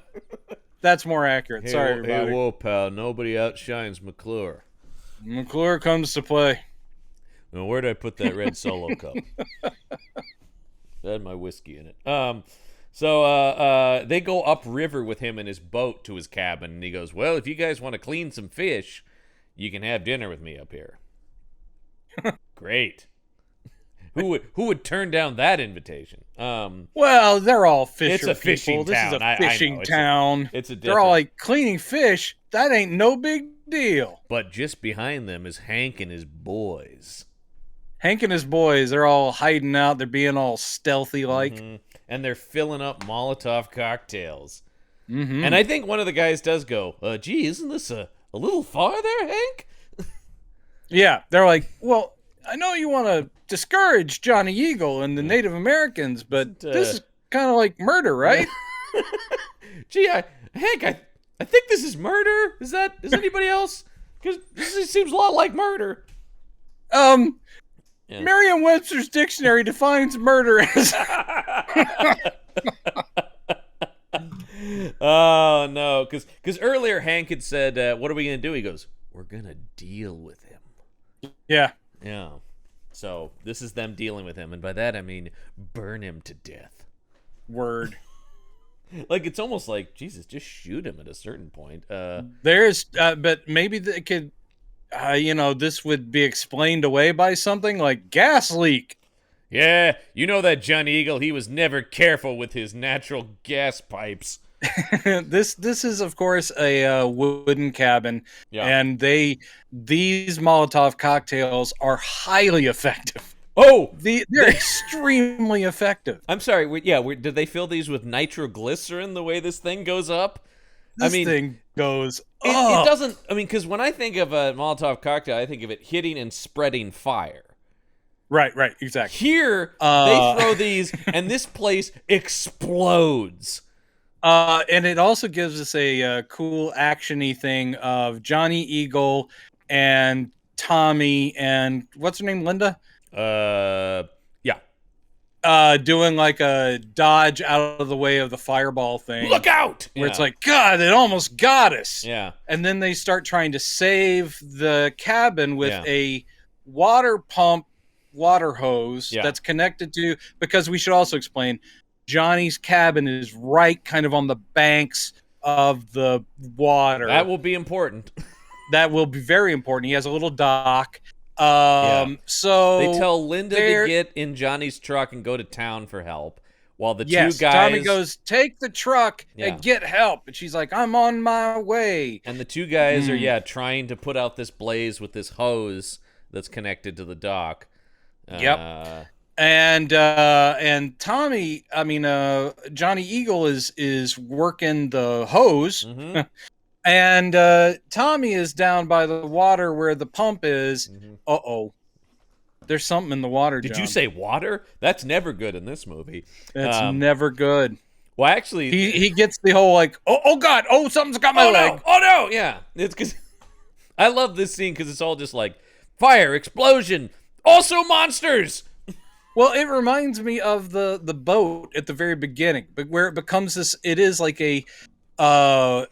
it's like a freaking domino effect of stupid little things leading up to a ridiculous end. I love the thought process of the titular humanoids of the deep, where it's like they're busy battling that fire. Now's our chance to strike.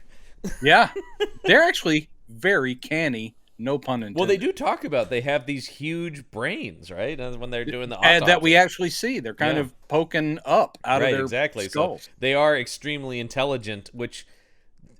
There are times where they seem extremely intelligent, other times where they seem very dumb. So, well, by the end of the movie, and even here in this scene, what becomes apparent is they are deadly, they are ferocious, they are also pretty weak and easy to kill. Yes, and everything, people are with a stick or a rock can push their squishy brain in. I mean, it's like boom, you're dead. Yeah. They're not too hard to kill, but they will get you first, pretty much. Yeah, there's so meanwhile, they're doing that battle, and let's see here. We should say that Tommy does survive. He gets clawed at, but Johnny Eagle, our hero, is able to get him up on the dock. Johnny Eagle does a lot, and he's shooting these things at this point, right? Yeah, actually, he pulls his rifle and keeps the humanoid away from Tommy by, well, basically shooting it in the brain. Yeah. And then gets Tommy out. In terms of Gilman, the creature, it took a lot more to put him down. You want to know why? Yeah. Because he's the fucking OG. Yeah, he's still the best. He's still the best. And I'm gonna go ahead and forgive the second and third movies. Yeah, which is saying something. I don't think there's. Horrible. I mean, no franchise has plummeted as fast as Creature from the Black Lagoon. I don't think. Holy hell! I mean, in terms of like all-time horror classic to complete garbage, is a hard shift. The second they took him to a Sea World in Florida. Oh, for the love of! And then in the third one, when they're like, you know what? Let's take away his gills and have him walk around in pajamas. I swear people think I'm making that movie up when I tell them about Creature Walks Among Us. I think you need to get the word out. You need to proselytize. Well, I think I was saying you need to stand on street corners and go, there was a Creature Walks Among Us. I think I told Gergoni about it when we did, and he's like, no, it's not a movie. They wouldn't have done that. I'm like, it's 100% is. That's a real movie. And I can show it to you because I do own a copy of it. Yeah. Meanwhile, though... what is it? At the Hall of Justice. Yeah, meanwhile, at the Hall of Justice, Linda is driving back to the town when, what's this? There's a creature in the back of the truck. In the bed of the truck, our favorite Linda, she is preyed upon because there is a humanoid in the bed of the truck that does a very Halloween-esque. I was just about to say, smack on the windshield. Pulls a full-on Michael Myers here when it smashes its hand onto the windshield. And then she does the hard break and it rolls off. That is total full-on Halloween as well. Mm-hmm. But then it's up and it's still able to get at her. Runs it over. And it manages to grab.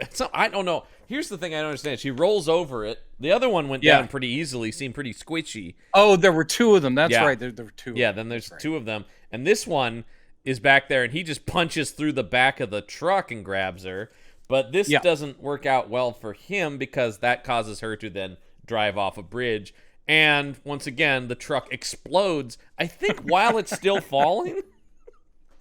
Yes, I love it. The truck. I mean, this is the thinking of this movie. This truck, again, is a sorcerer.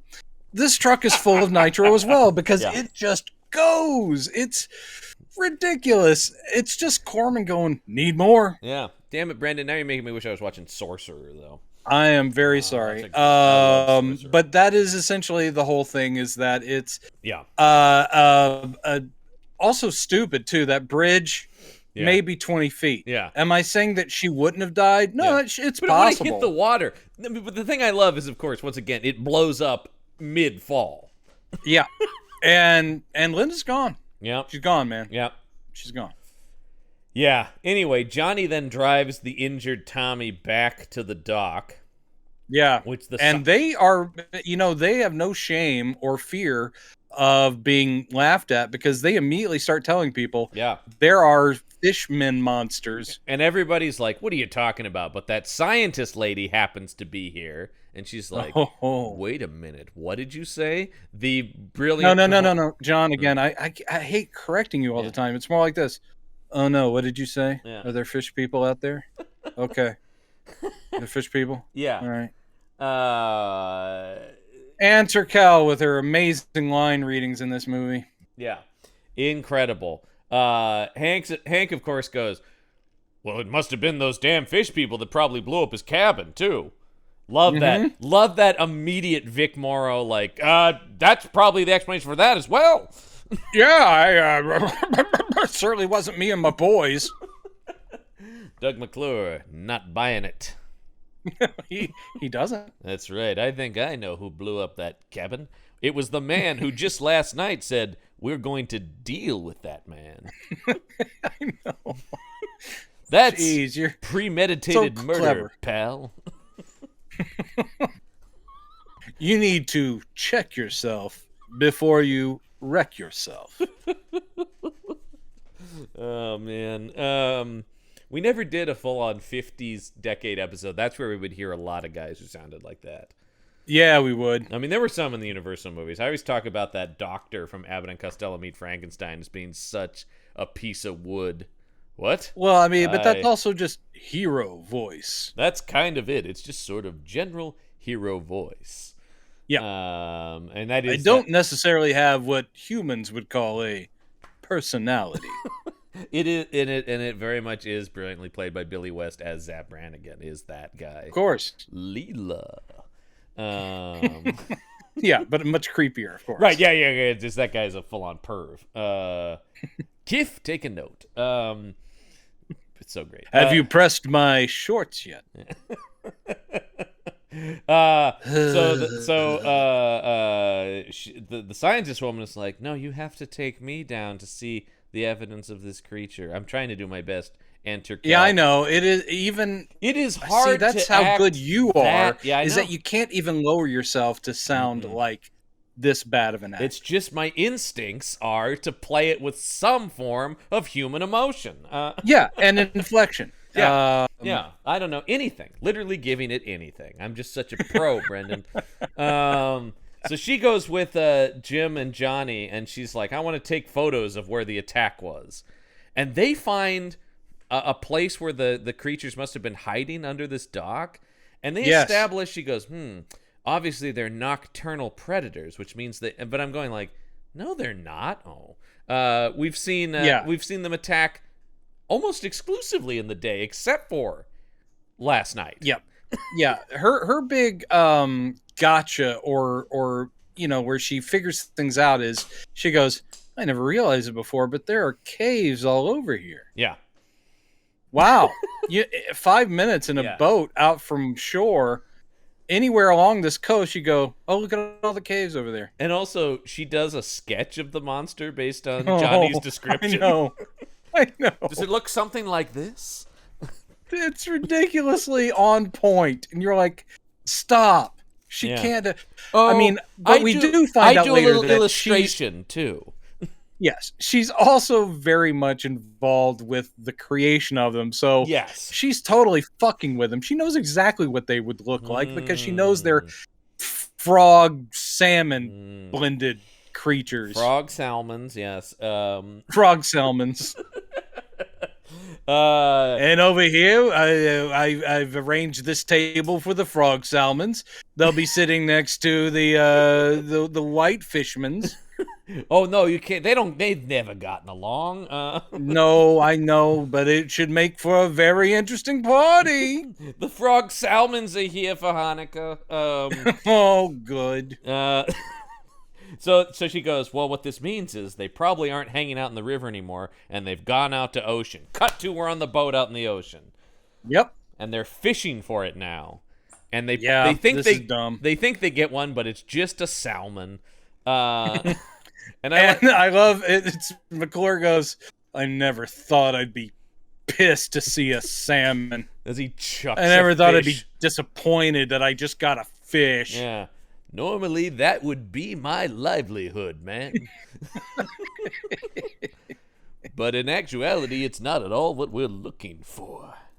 Can I just say, I hope. I mean, I can't predict from here on out to the end of our podcast, but I hope we never do another Doug McClure. We probably will run into him. He doesn't live a whole lot longer. No, it's true, but at the same time, I know the movies he made, or the type of movies he made in genre, and we are probably never going to be doing those Edgar Rice Burroughs knockoff things. No. People Before Time Land. That'd be years down the road when we're completely out of material, right? Like, yeah. Guess we're doing The Land That Time Forgot now. Now we're just doing puppet monsters. Oh, Jesus. I guess that'd be about the time we start doing the caveman stuff, and we're doing like 10 million years BC and stuff like that. And oh boy. Yeah. The Hammer, when women had tails. Yeah, when we start doing that shit. Hammer did make a lot of those, so it's true. Did a lot of cave woman movies. A lot of them. Okay, so they're going around fishing. Let's see, where is this here? They go to. Oh yeah. They go to. What about that cave over there? Yeah. And of course they run into one. Yep, right off the bat. As soon as they get near the rocks of the cave. They didn't even have to ring the bell or knock. No, they didn't have to go. Anyone here? No, it's it just comes there. right at them in broad daylight. And Doug McClure raises his rifle, and she's like, "No! Let me get some photos of it first." This is so fucking stupid. And so it's coming at them. She's snapping photos, and she's like, "Okay, now shoot it! Now shoot it!" She's within, like, one thing they did, design it with, and it's an interesting design. One of the first times that they had done this with makeup was the extended forearms, which are clearly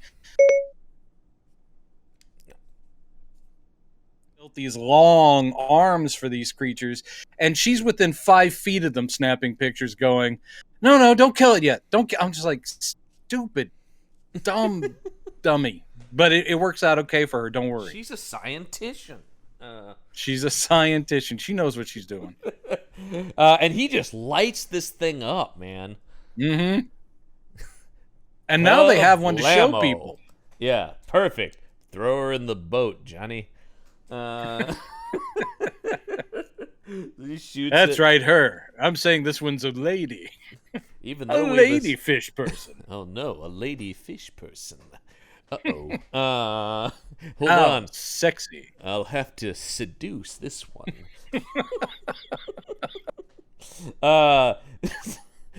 More attack. Johnny gets pulled into the water, and once again, Doug McClure shoots the one that's attacking him. He goes, "I guess that's 2 times I owe you my life." Ha ha ha! Male camaraderie. Man, and there's a lingering look. I'm not saying there's any subtext in this film, but if they had walked off into the sunset there's together, way more heat between these two than either of them with Ann Turkel, that's for sure. God. So this is where they find the girl cocooned in the seaweed and goo and whatnot. Yeah, this would be the naked Playboy playmate from earlier, not the one that loves her some ventriloquist dummy action. No. So they find her and she's still alive. She's been preserved under seaweed and goop. They do make a point to pull the seaweed off of her boobs, of course, because Roger Corman's like, make sure you show those titties. It's like they have makeup scars on her face where it clawed her. Yeah. But from neck down, pure Playboy playmate. Oh, that'll sell some tickets.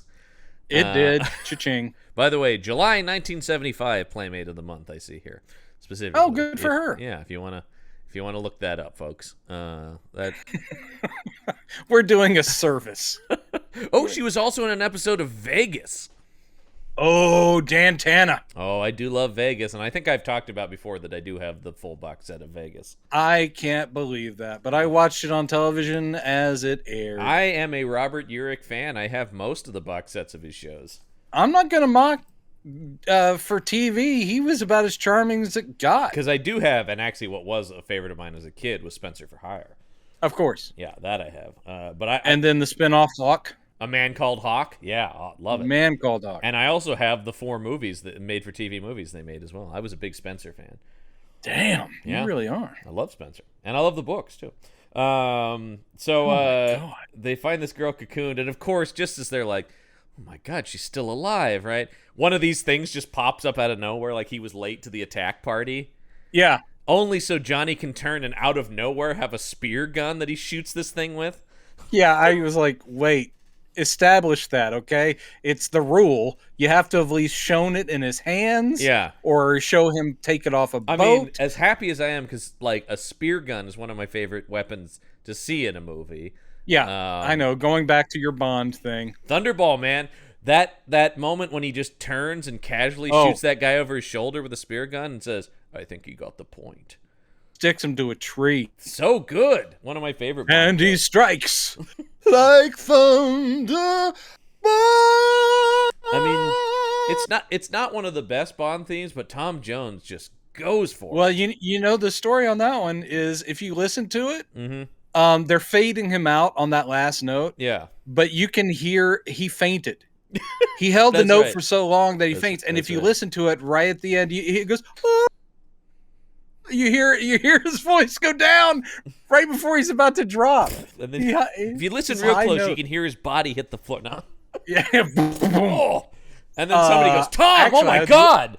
I don't know about you saying it's not one of the best themes. I fucking love that theme. Oh, I love that one too, but there are so many. I've done it at karaoke, how much I love that theme. It's a good one. But I don't know that I put it in the top tier, but it's good. Wow. So that gun gets hit by... So now they're going, let's bring this thing back to the lab. And now we get to Guillermo del Toro's favorite part of this movie, the creature autopsy scene. Oh, boy. Suddenly, Guillermo del Toro's like, whoa, I had no interest in the naked women, but now you have my attention, movie.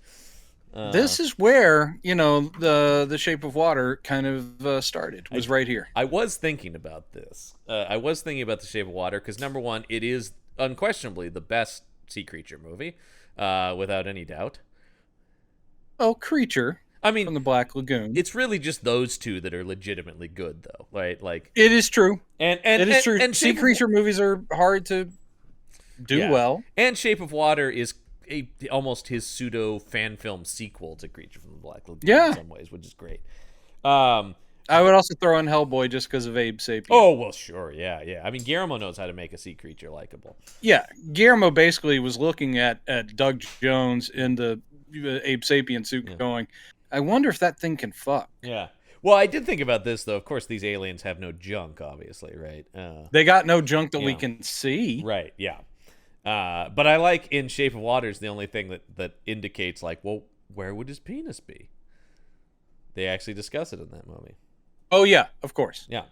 I thought that little bit of dialogue between when they're walking down the hall and she tells her, you know, I've been with the thing, and she's kind of thrown, but then her friend's like, well, how does it work? Mm-hmm. It's Yeah. just like, where does that come from? Yeah, that's great. And she does like a hand gesture. And Yeah. it's like, okay, Yeah. all right. Octavia Spencer is her friend there. Which So is great. good in that. Well, all of them. It is a good movie. It's a really I'm not good even going to movie. shit on It's it. a really I love good it. movie. Yeah, we'll get to it someday. We should. Yeah, that's a Gilman movie. So they bring it to the lab, they examine it, and she's like, "Damn it!" And once again, I'm trying to give it as much antical as I can. Damn it! This is exactly what I was afraid of. All my theories have come true. And corporate stooge science is like, well, we don't know that. We don't know that yet. Well, the body of that actor says that, and then some other ADR person says the actual words. Yeah, we're not sure about that. Hold on a second. That's you're not approved to say things like that. We're gonna need more evidence. Just a cartoon character. And then, Weird and choice. then she says, "Quick, get that film reel so I can explain all the exposition about this to these characters." All right, oh boy, I don't want to give anything away, but one thing I love about this whole thing, we're about to get the scientific explanation. Yeah. Is it poorly done and stupid? Oh, yeah. Yes, but at least we're being introduced to, I am the scientist, I know what happened, and I'm explaining it. Yeah. So now, Doug McClure, poor schmo, drunken fisherman, has science on his side, and yet the way this gets resolved, the final attack has absolutely jack all to do with science or a cure or anything. It's the stupidest thing you've ever seen. Yeah, you don't get Ann Turkel going, if you can hold them off, I'll develop this antitoxin to do, whatever. You certainly don't. No, there's nothing like that. Certainly don't. Because when she's spraying stuff in the water, you're like, it's just gas.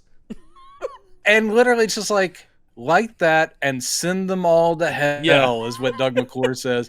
And you're like, thank God you had a scientist around to spray gasoline on top of the water. Send those frogfish rapist bastards straight to hell. Oh, God, it's so stupid. Oh, the end of this, I laughed a lot in the last 20 minutes of this movie. Yeah. Because the whole final attack at Salmon Fest is absolutely... I'm just using the parlance of the movie.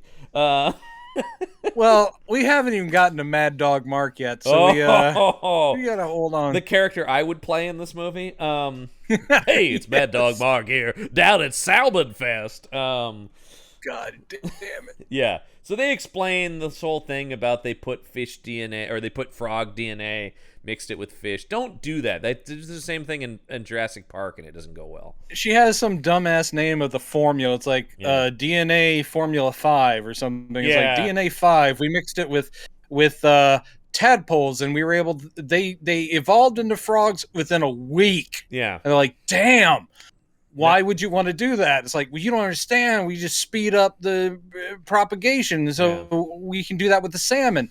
But it looks like the salmon started eating the mutated frogs, and so the DNA mixed, and then there's frog salmons that are also somehow turning into men-like creatures. Yeah, that's where they lose me with the science. I don't quite understand the jump there from frogfish to human people, but... Right, and now, but since they're so evolved, now they see humans as the next evolutionary step, so now they want to mate with our women.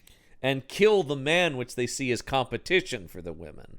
Because that explains their bloodthirst for, their thirst for human male blood.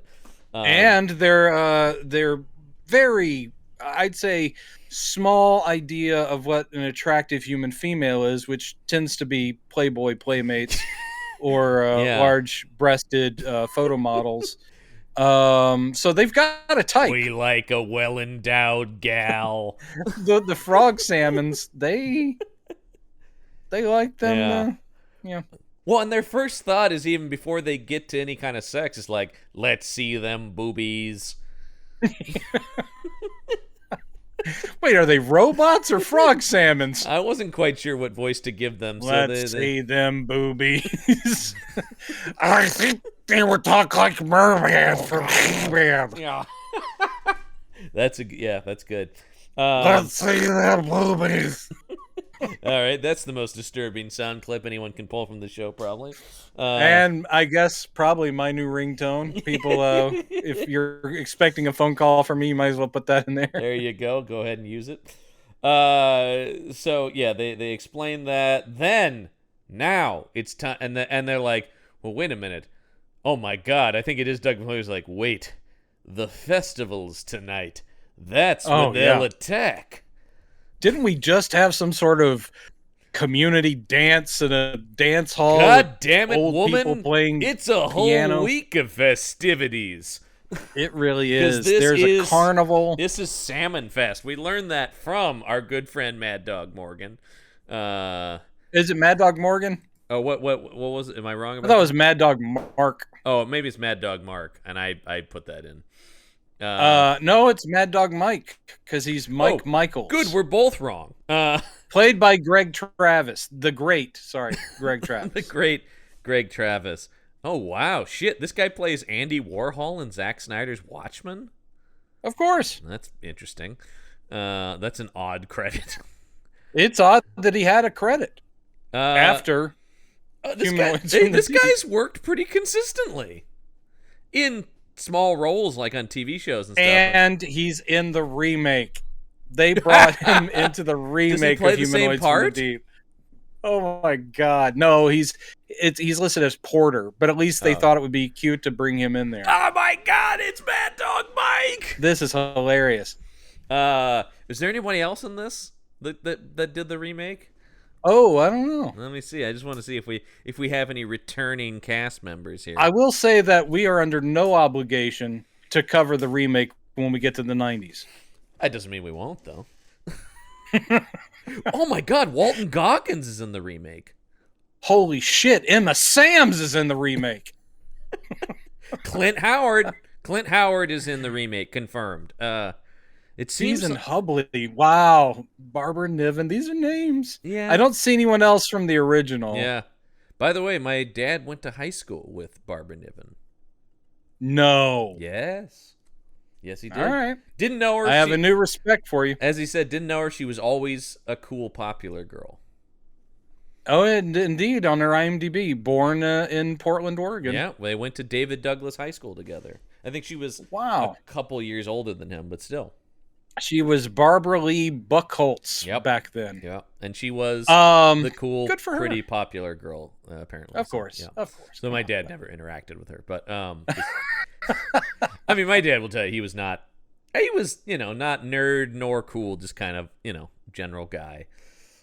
Sure. Okay, then. Yeah. Barbara, do you have a date to the prom? Oh, jeez. But yeah. He was no Doug McClure, is what you're saying. Yeah, no Doug McClure, who was never as smooth and cool as this voice. Never. Ever. Greg. He made Warlords of the Deep like the year before he made this. Or 2 years before this. Whatever. Hey, man, whatever pays my bar bill. Yeah, more fish people, I'm on board. Can't you just imagine him rolling up and he goes, well, what is it today? Werewolves, dinosaurs, fish people? Okay, yeah. I think that was his life for a long fish time. people. Well, we got killer robots and no kill. Okay, great. We're going to be hitting some more latex and case people. Okay, great, fine. They didn't do this on Mystery Science Theater 3000, but I know I've seen multiple other Doug McClure movies on there. Oh, of course. I think they did do a lot of those. They definitely did. At the Earth's Core, the one with Peter Cushing. At the Earth's Core. They definitely did that one. I have seen that. So anyway, it's Salmon Fest, and it's being let known. Sorry, cat stepping on wires. So if you heard any kind of distortion there, folks, that was what that was. But it is Mad Dog Mike who's letting us know all about Salmon Fest. Come on down here to Salmon Fest. He is because it's a carnival, so everything's in these little booths, and the radio station has a booth. Yep. And as we've pointed out, this is probably added in later because no one interacts with Madman Mike. No, Dog Mike or whatever. Not ever. He's the DJ. Hey, Columbo, how you doing there? He's the DJ, and he's in his booth doing live broadcasts from the Salmon Fest, along with Miss Salmon, who is, another Playboy Playmate-ish type I don't think actress. she was actually a Playboy Playmate, but she definitely is is the type. Yes. This woman, though, her career gets interesting. Linda Shane is this actress. Yeah. And she turns to a career of screenwriting after this. Good for her. She's the creator of the Screwballs franchise. Oh, boy. She wrote Screwballs 1 and 2 in 1983 and 1985. Well, actually, what impresses me is, that's, while she was probably still being sought for these kinds of bimbo roles, forgive my French, that she's like, you know what? I'm better than that. I'm actually writing now. Yeah. She wrote Screwballs. She wrote something called Crystal Heart with Tawny Katane. Oh, boy. But she wrote Purple People Eater. Purple People Eater. Yep. So Linda Shane, she also directed Purple People Eater. Man. Also, I mean, look, I love him, but when Ned Beatty is your top billed actor, I'm not sure. Oh my God, that's gonna be Ned Beatty, Shelley Winters, mark of quality. Shelley Winter. Whoa, okay, hold on though. Now I got to see this because third build, a young Neil Patrick Harris. Holy mackerel! What year was so this? Linda Shane, Miss Salmon, directed some Oscar winners. Yeah. And Neil Patrick Harris. And Doogie Howser himself. Well, thank God. I think that probably saved her from needing an on-set medic. Because he's so brilliant.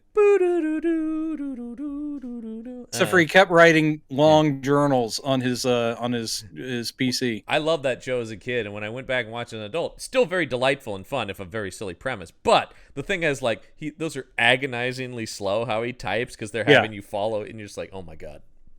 It was that show entirely works because of him. Like, it's such a silly premise, but he sells you as much as anyone can on being a 16-year-old doctor. And well, I love a 45-year-old man pretending to be his 15-year-old best friend. Hey, how you doing, Doug?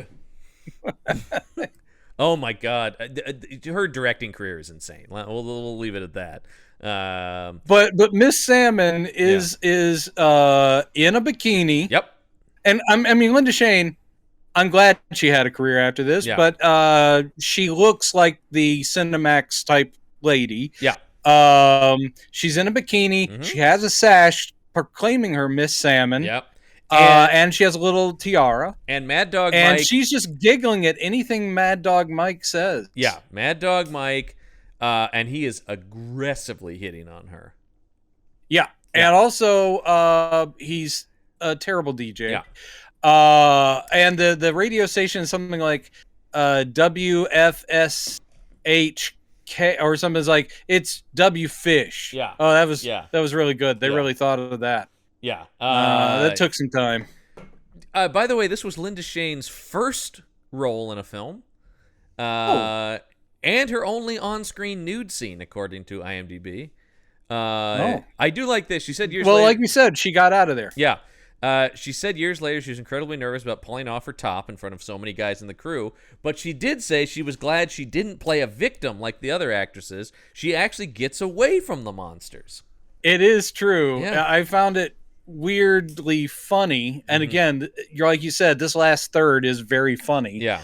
That she gets stalked like all the sexy ladies do, and then she just picks up a rock and bashes a fish guy's head in and runs away. Yeah, she said she was topless. Yeah, of course. She said she was very happy with that. Though she said she joked that guys in the audience were probably so fixated on her bouncing they had no idea she was even fighting a monster. So she has a sense of humor about it. Bouncing's the word. I actually this is a piece of trivia I meant to read earlier. I forgot to mention this. Cindy Weintraub, who's in this movie, is she the one who's the unfortunate wife to Doug McClure? That is correct. And they were setting up to film a shower scene, and they asked her to appear nude in it. She said no. So they reshot footage later of a nude body double silhouetted behind a shower curtain and inserted into the movie. You see a silhouette. When producers hired the stand-in, they chose one purposely with much bigger breasts than Weintraub, so she would really grab attention, they said. When Weintraub saw that, apparently she was shocked and embarrassed. She ended up having to explain to everyone she knew that she wasn't naked in the film. Later, she joked on the making of. On the DVD. She laughed and admitted she can joke about it now, especially the body double's much more voluptuous figure. I do like the idea of, if she's not going to do it, then get me a girl with big old cans. It is a silhouette, so you don't even see that much, but it is immediately apparent if you've actually laid eyes on that actress throughout the movie, because she's very slender and doesn't have a lot up top. She's very lovely, but the shape is completely different. But it's like, what house are we in? Who are we watching shower? All the reshot footage, they just went with the Playboy model type. It's all no, the bigger the better, baby. Even for a silhouette. That's hilarious. I just love the idea that the explanation was so she'd grab more attention. Hello. I didn't. Yeah, people are nodding off already. It's like, Jesus, any more of these fish people? Oh, who's this taking a shower now? She's rather well built. I say. I do declare, sir, she has quite the bosom. And then our old friends are going, yeah, you didn't notice that? Hey, I don't know where you've been.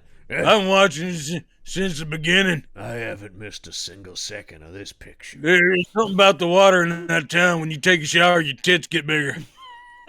I think that's probably it. Is this some kind of deleted subplot? Yeah, something with the DNA 5 or something, make the boobies get all bigger. So it's Sir, weren't you in England watching Hammer films? Wouldn't you rather go back there? I go wherever the boobs go. I've answered the call of the boob. I do like the mayor going up to the band going, "Why are you playing all this slow, sad stuff? Pick up that music. People want to dance." Yeah. Well, what's about to bring the mood of the place down is Doug McClure, Johnny Eagle, and Ann Turkel coming in with the body of one of these creatures that they just bring right to Salmon Fest.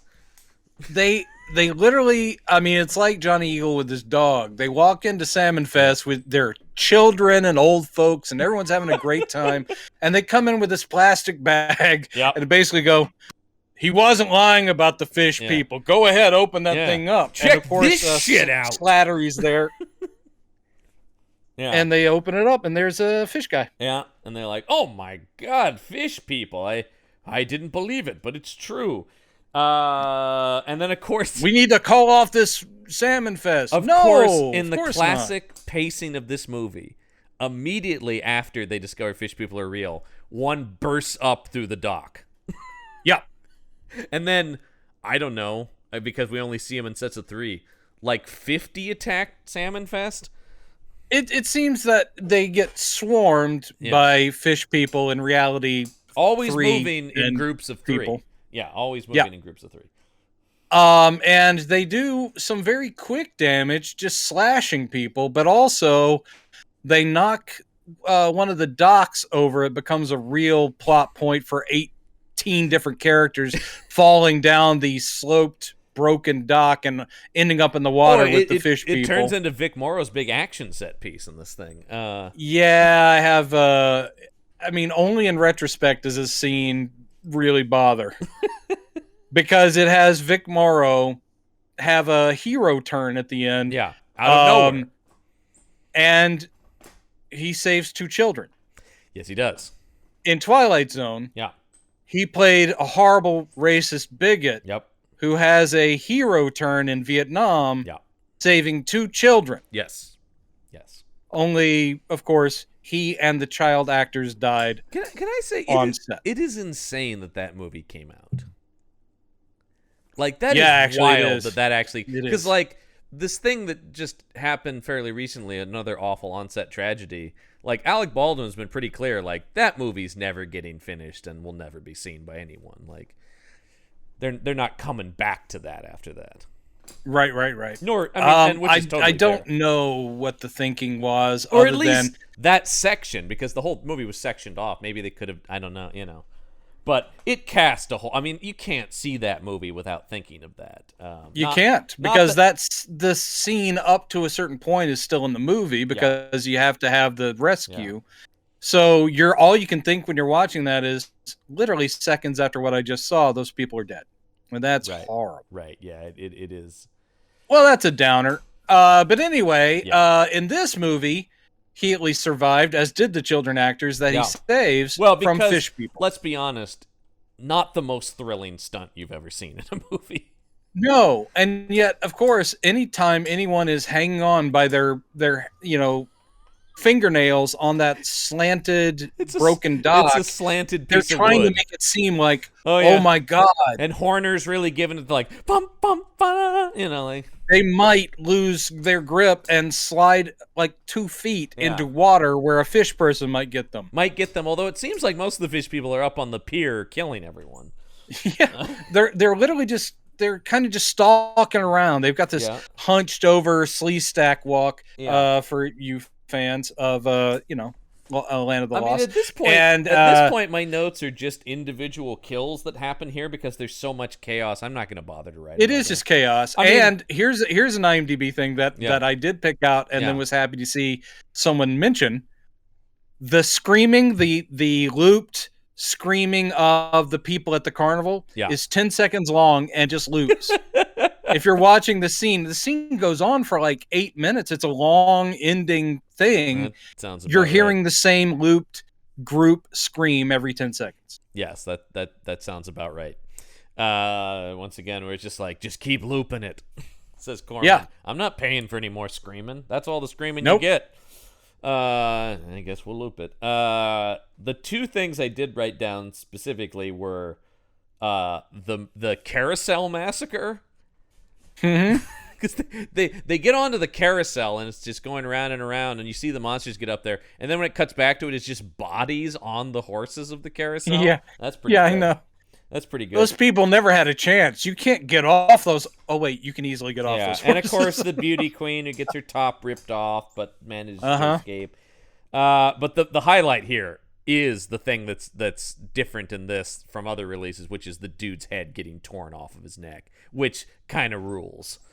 It's pretty great. A guy gets the head squeezed from the two big fish, the clawed fish hands, and then there's a wrench and a yank, and the head is off, and then the fish guy is holding on to it. The tearing of the neck and like the muscle and veins and stuff in there really did give me of what Bottin will do a couple years later in The Thing. Definitely has that. Yeah. When the guy's head falls off and turns into the spider thing, it has. American audiences didn't have the guts to watch that, but Europe and Japan totally did. And here I say it's the best part of the movie, so they missed the whole thing.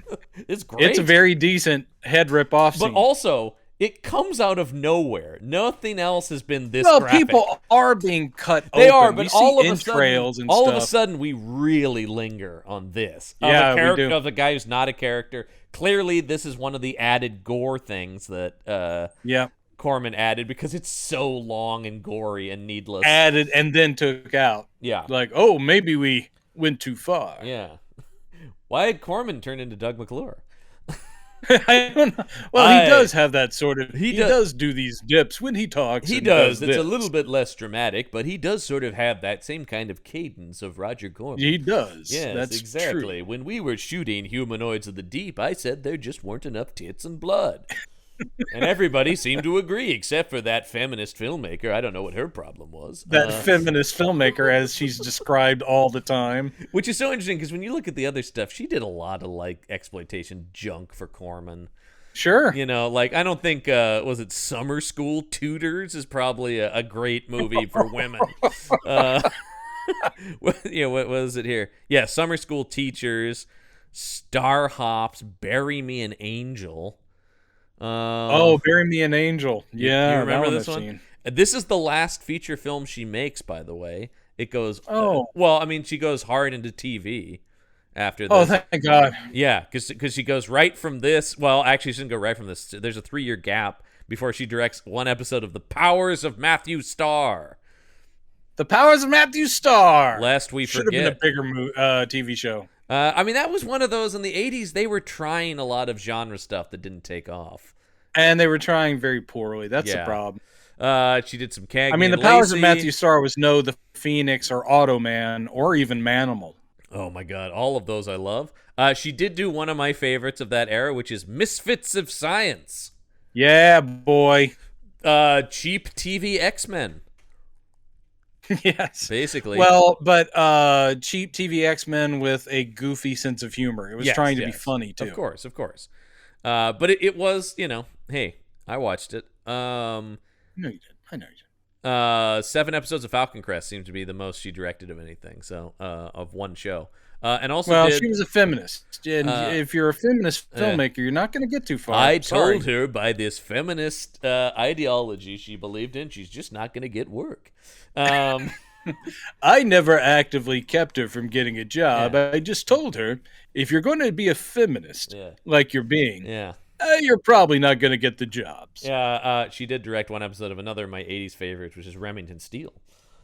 Oh, one of the best. That connects because next week's movie has Stephanie Zimbalist in it.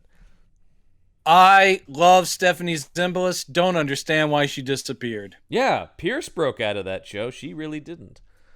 No, she did a lot of TV movies and stuff. Yeah.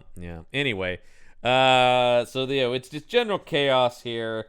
And this. Meanwhile, we cut back to Jim's wife, who's at home with the baby and is listening to the cutting between Mad Dog Mike in person and what you're hearing on the radio really doesn't line up, because he's already backed well away from the microphone, is being backed out of the tent, and he's still on the mic going, "My God, the carnage! I can't believe what I'm seeing." Well, one of the things I laughed about really hard is Mad Dog Mike is free to go anywhere. Yeah, he's not locked in this booth. And do you think Mad Dog Mike is the type of DJ who sees it as his journalistic responsibility to stick around and give a Hindenburg kind of play-by-play? He's like, oh my God, they're massacring everybody. This is terrible, the carnage. I'll tell you this, Brendan. I used to be a radio DJ, as you know. Yeah. And had this happened in any of the remotes I did, I would have gotten the fuck out of there and not reported on it. Because and look, I did such amazing events as RV Palooza. That was the worst one they sent me to. It needs to be said, if fish salmons broke out at RV Palooza, you would have, as you said, gotten the fuck out of town. Right? I will say this though: had fish people broken into that, they would have outnumbered the 5 people who were at RV Palooza. Oh God, you're kidding! Oh no, it was a disaster, man. I was there to I had a prize wheel and stuff, but nobody came. It was such a. It was literally just a giant field where people had parked a bunch of RVs and they were showing off their RVs. It was awful. I also did more like this. I did up in the city I was in. They did the annual cardboard boat regatta, where people would come with their homemade cardboard boats. That one I enjoyed more because they basically just let me say whatever I wanted, and so I just got to be the announcer on it, and I got a lot of laughs from the crowd because at least that had a big audience. The whole town came out for it, so. I did get big laughs from the hundreds of people there, which I was good. You didn't work blue, did you, John? You didn't. Well, no, I still had to follow FCC guidelines, obviously. Sure. But that was more fun. But RV Palooza was one of those things where it's I have to be here for 2 hours, and it felt like 6. Oh. Yeah. God. Anyway, so and I didn't buy an RV either. So. Believe it or not. You can put it behind you. It's all over, John. It is all over. Put it behind you. Yeah. They paid me for that though, so I guess that wasn't too bad. But nice. Yeah, she's at home, and for some reason, these creatures are also attacking Jim's home. Well, I can only assume that they've probably decided that tonight's the night we are taking the whole town by force. Oh, join me, by the way, salmons. Where's that scene where they're all getting together going, all right, boys, tonight's the night. We're going to finish this once and for all. And so basically we get this is very stalker movie or slasher movie where she's 100%. Alone in the house with the baby and the fish. There's only one of them is is sneaking around the windows. The baby sees it and cries. And she's like, "What's the baby crying locking about?" the doors and shutting everything. Also, she's getting a big old knife to stab it with. We never get the Doug McClure going, "My God, it's personal now. They're after my family." Well, he does go. He's like, I gotta go. They're after. Doesn't he end up going back to her place? Yeah, but after everything's already happened, he doesn't. That's shit to save her, which I thought was funny. Right, when it breaks in, it actually falls her into the kitchen. Yeah, and she sprays it with something. Yeah, like oven spray or something, and it goes and then she, as my notes say, she stabs the shit out of it. Yes. And I wonder if this is added in, Corman, the actual shots of, because you really see this thing chest cavity open up and guts are pouring out, and it's all in a tight close up on just. So I'm wondering if she probably did stab it on set, but it was more just from behind the thing as she's stabbing it. Whereas listen, here, she's a mama bear. She's not going to let that thing anywhere near her kid. I will say, while it's kind of bad for Doug McClure's heroic character, I do like that she is able to just take the thing out on her own. That's pretty rare for one of these movies, that a woman has that true. kind of agency. And luckily, the McClure family is safe by the end of this movie. Thank God my wife and baby are okay. Thank God they didn't try to establish any kind of romantic chemistry between me and that wooden doctor. Because it never would have been believable.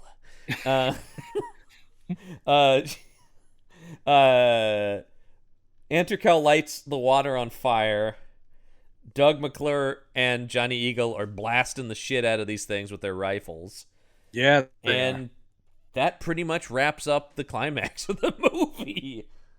Well, except for we do have Doug and Turkel. Yeah. We already talked about it, but they go out in his boat. Yeah. And it's like this, because we are seeing people take them down. We even see a group of the guys. The fucking topless beauty pageant girl kills one, with the rock, and the bunch of guys with sticks just group up and beat the shit out of one of them. As we said, they go down so easily. Them out. Yeah. But we're looking for the big A bomb. What are they going to do? Is science going to rule? Save the day in a bigger form? No. And all it is Doug McClure saying, "Spray that gasoline on the water," and the scientist lady is like, "Oh yeah, okay, that might work." And then finally he does go, "Light it, send them to hell, send them to hell," and they do that, and it's over. I know, and I'm like, really, guys? That's not the movie, but the threat. That's all we get. That's the threat. Yeah, because he comes home to find his wife has saved the baby, and he's like, "Oh, good, perfect. But I love. Okay, I don't have to do shit here. Let me grab my red Solo cup."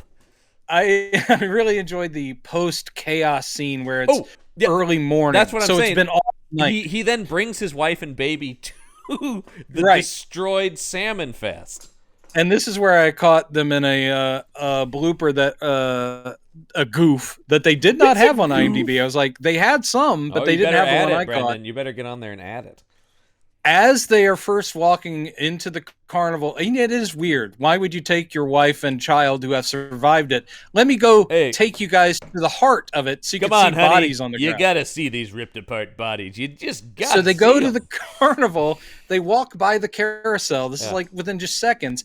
And the carousel is smoking. Weirdly, it's smoking a purple smoke, which makes no sense. It's a purple smoke? I don't know. But in camera shot, over to the right-hand corner, behind the carousel, you see PAs wafting with the big white that's amazing. cards wafting the smoke. And then they kind of realize, and they kind of just move. And that was hilarious, because then you do see, as they keep walking further, you see some characters in character, like all the smoke. Yeah. But those were clearly PAs with the big white board wafting the purple smoke. Yeah. And I was like, no one caught that? Yeah. Jesus. Not since if you also listen to the Green Mile, the Incredible Hulk podcast we do, there was an episode where the Hulk pushes a bar, that's the bar inside of a bar. He actually pushes the physical bar itself. the camera shot is out so wide, you can see the two PAs with the metal rods moving the thing. Oh, and you're like, how did nobody see that? They're over there. They did, and they just thought the 8-year-olds aren't gonna care. Frigno has his hands on this thing, and these two guys are jimmying it to the side.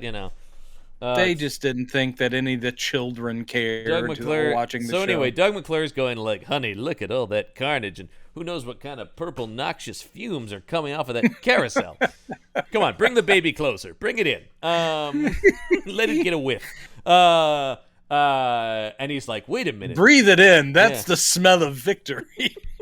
That's it. You can really smell the rotting corpses of those fish frog people. And he goes, wait a minute, where's that scientician lady? She's not around anymore?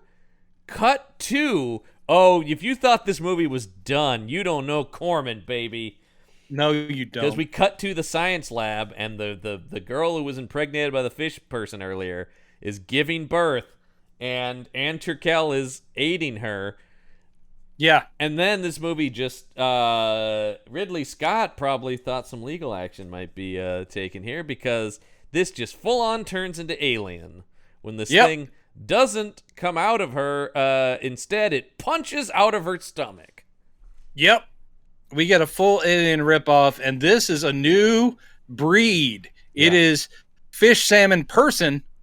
No! And it's busting out of the Playboy Playmate. Yeah. No! I'm surprised it didn't bust out of her boob somehow. Just with Corman. Two, if only. One explodes. There's two, and they explode out of each breast. Oh, God, that would have been the best. And, again, surprising that Corman did not think of that. Yeah. Is there any way we could have those things come out of her breasts? I don't know. By the way, Brendan, there was a sequel in development. Yes, I had heard that. Called Humanoids from the Deep to the Next Generation. It was originally set to be released in 1991, but for whatever reason, never happened. We've all been robbed. Yeah. Because could you imagine more of this? Well, there will be. 1996. I do want to cover it. Yeah, but it's a remake. We'll cover it. We'll cover it, because how many guild people do we get to hang out with? Not that many. No, that's true. It seems to be somewhat different because they're not the same character names at the very least. Okay, good. Yeah, we have instead of Doug McClure, we have the great Robert Carradine as a lead in that. Oh boy. Yeah, he plays a character named Wade Parker. So I just hope there is another Salmon Fest. I mean, whether or not it is the same people. Yeah. I want a Salmon Fest, and if there isn't a Mad Dog Mike, yeah, well, he's in it, but he plays Porter. Yeah, man. Okay, that's Humanoids from the Deep. I don't think I can, in good conscience, actually recommend people watch this. No, it's bullshit. If you want to, I mean, let's say you're a Rob Bottin completist and you love his makeup and want to see the evolution. That's not bad. This is early work. It's good work in a terrible movie. And like I said, if you're having some kind of bad movie night with your friends, this would be a pretty fine choice for that. If you go in knowing you're just going to make fun of it, then fine. But no, I mean, this could be we said it would be a good party movie to put on and have your friends riff on it. Yeah. It's bad. It is bad, so stay away from it. The 80s not off to a good start here for us on Meet the But Monsters. What's next? It's got to get better. Well, next week, if we loved doing Doug McClure impressions, man, get ready, because the Charlton Heston impressions start next week, as it's Charlton Heston versus a mummy in 1980's The Awakening. Oh, boy. Yeah, the 80s are off to a rocky start. That's right. Charlton Heston. I remember this as being one of the most boring movies I ever sat through as a kid. Susanna York, and Stephanie Zimbalist in The Awakening. We're going to see. Yeah. From director Mike Newell, who does go on to do some better movies. Yeah, of course. He's a good filmmaker. And it's possible I'm remembering it with Child Brain, and Child Brain had no patience for a mummy movie where I don't think there's a mummy. Ian McDiarmid's in it. The Emperor is in it. Oh, yes. Yes. Not as the mummy, though. But also, the interesting thing about this is based on a Bram Stoker story.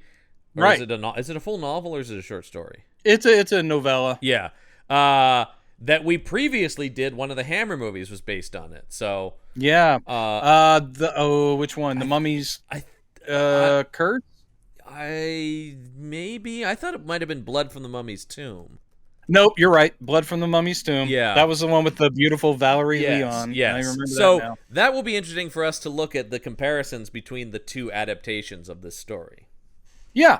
And indeed. I'm excited because I do love Charlton Heston, and I've never seen this He's movie, great. so I've never seen Heston. This is one of the Hestons I haven't seen, and he's rocking a pretty sweet beard in it from the look of it. So, are you going to be able to control your man crush on Charlton Heston long enough for us to do this?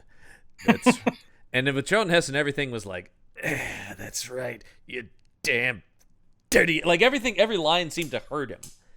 Well, yes, that was the thing. His delivery was always intense. Always through gritted teeth. Which is why all the romantic comedies he did all sank. They were terrible. Telling you, I love you. I'm just a boy standing in front of a girl trying to say I love you. Yeah. Sorry, Chuck. I don't think Notting Hill is going to work out for you. God, they're going to love this scene. Yeah. Anyway, where's my gun? That's how every older Heston impression has to end. Anyways, indeed. Hand me that gun. If you have the guts. So that'll be next week on the show. Back to mummies. Interesting that the 80s start out with Gilman, then Mummy. That's a little bit different than we've seen before. So yeah. Well, it's the calm before the werewolf storm. Oh yeah, because I think it's week 3 we get right to werewolves then, and we stay in werewolves for a while. So forever and a day. So many werewolves, and also get ready for us to talk a lot about makeup. Because makeup effects are big in this decade. So, All right. Well, so that's going to do it for this week's episode of Campbell and Jones Meet the Monsters. I'm John Campbell. I'm Brendan Jones. And remember, there are such things as monsters. And I'm Mad Dog Mike, and things are crazy at Salmon Fest. Oh my God, the terror, the bodies, the severed head, and Miss Salmon's boobs are out. And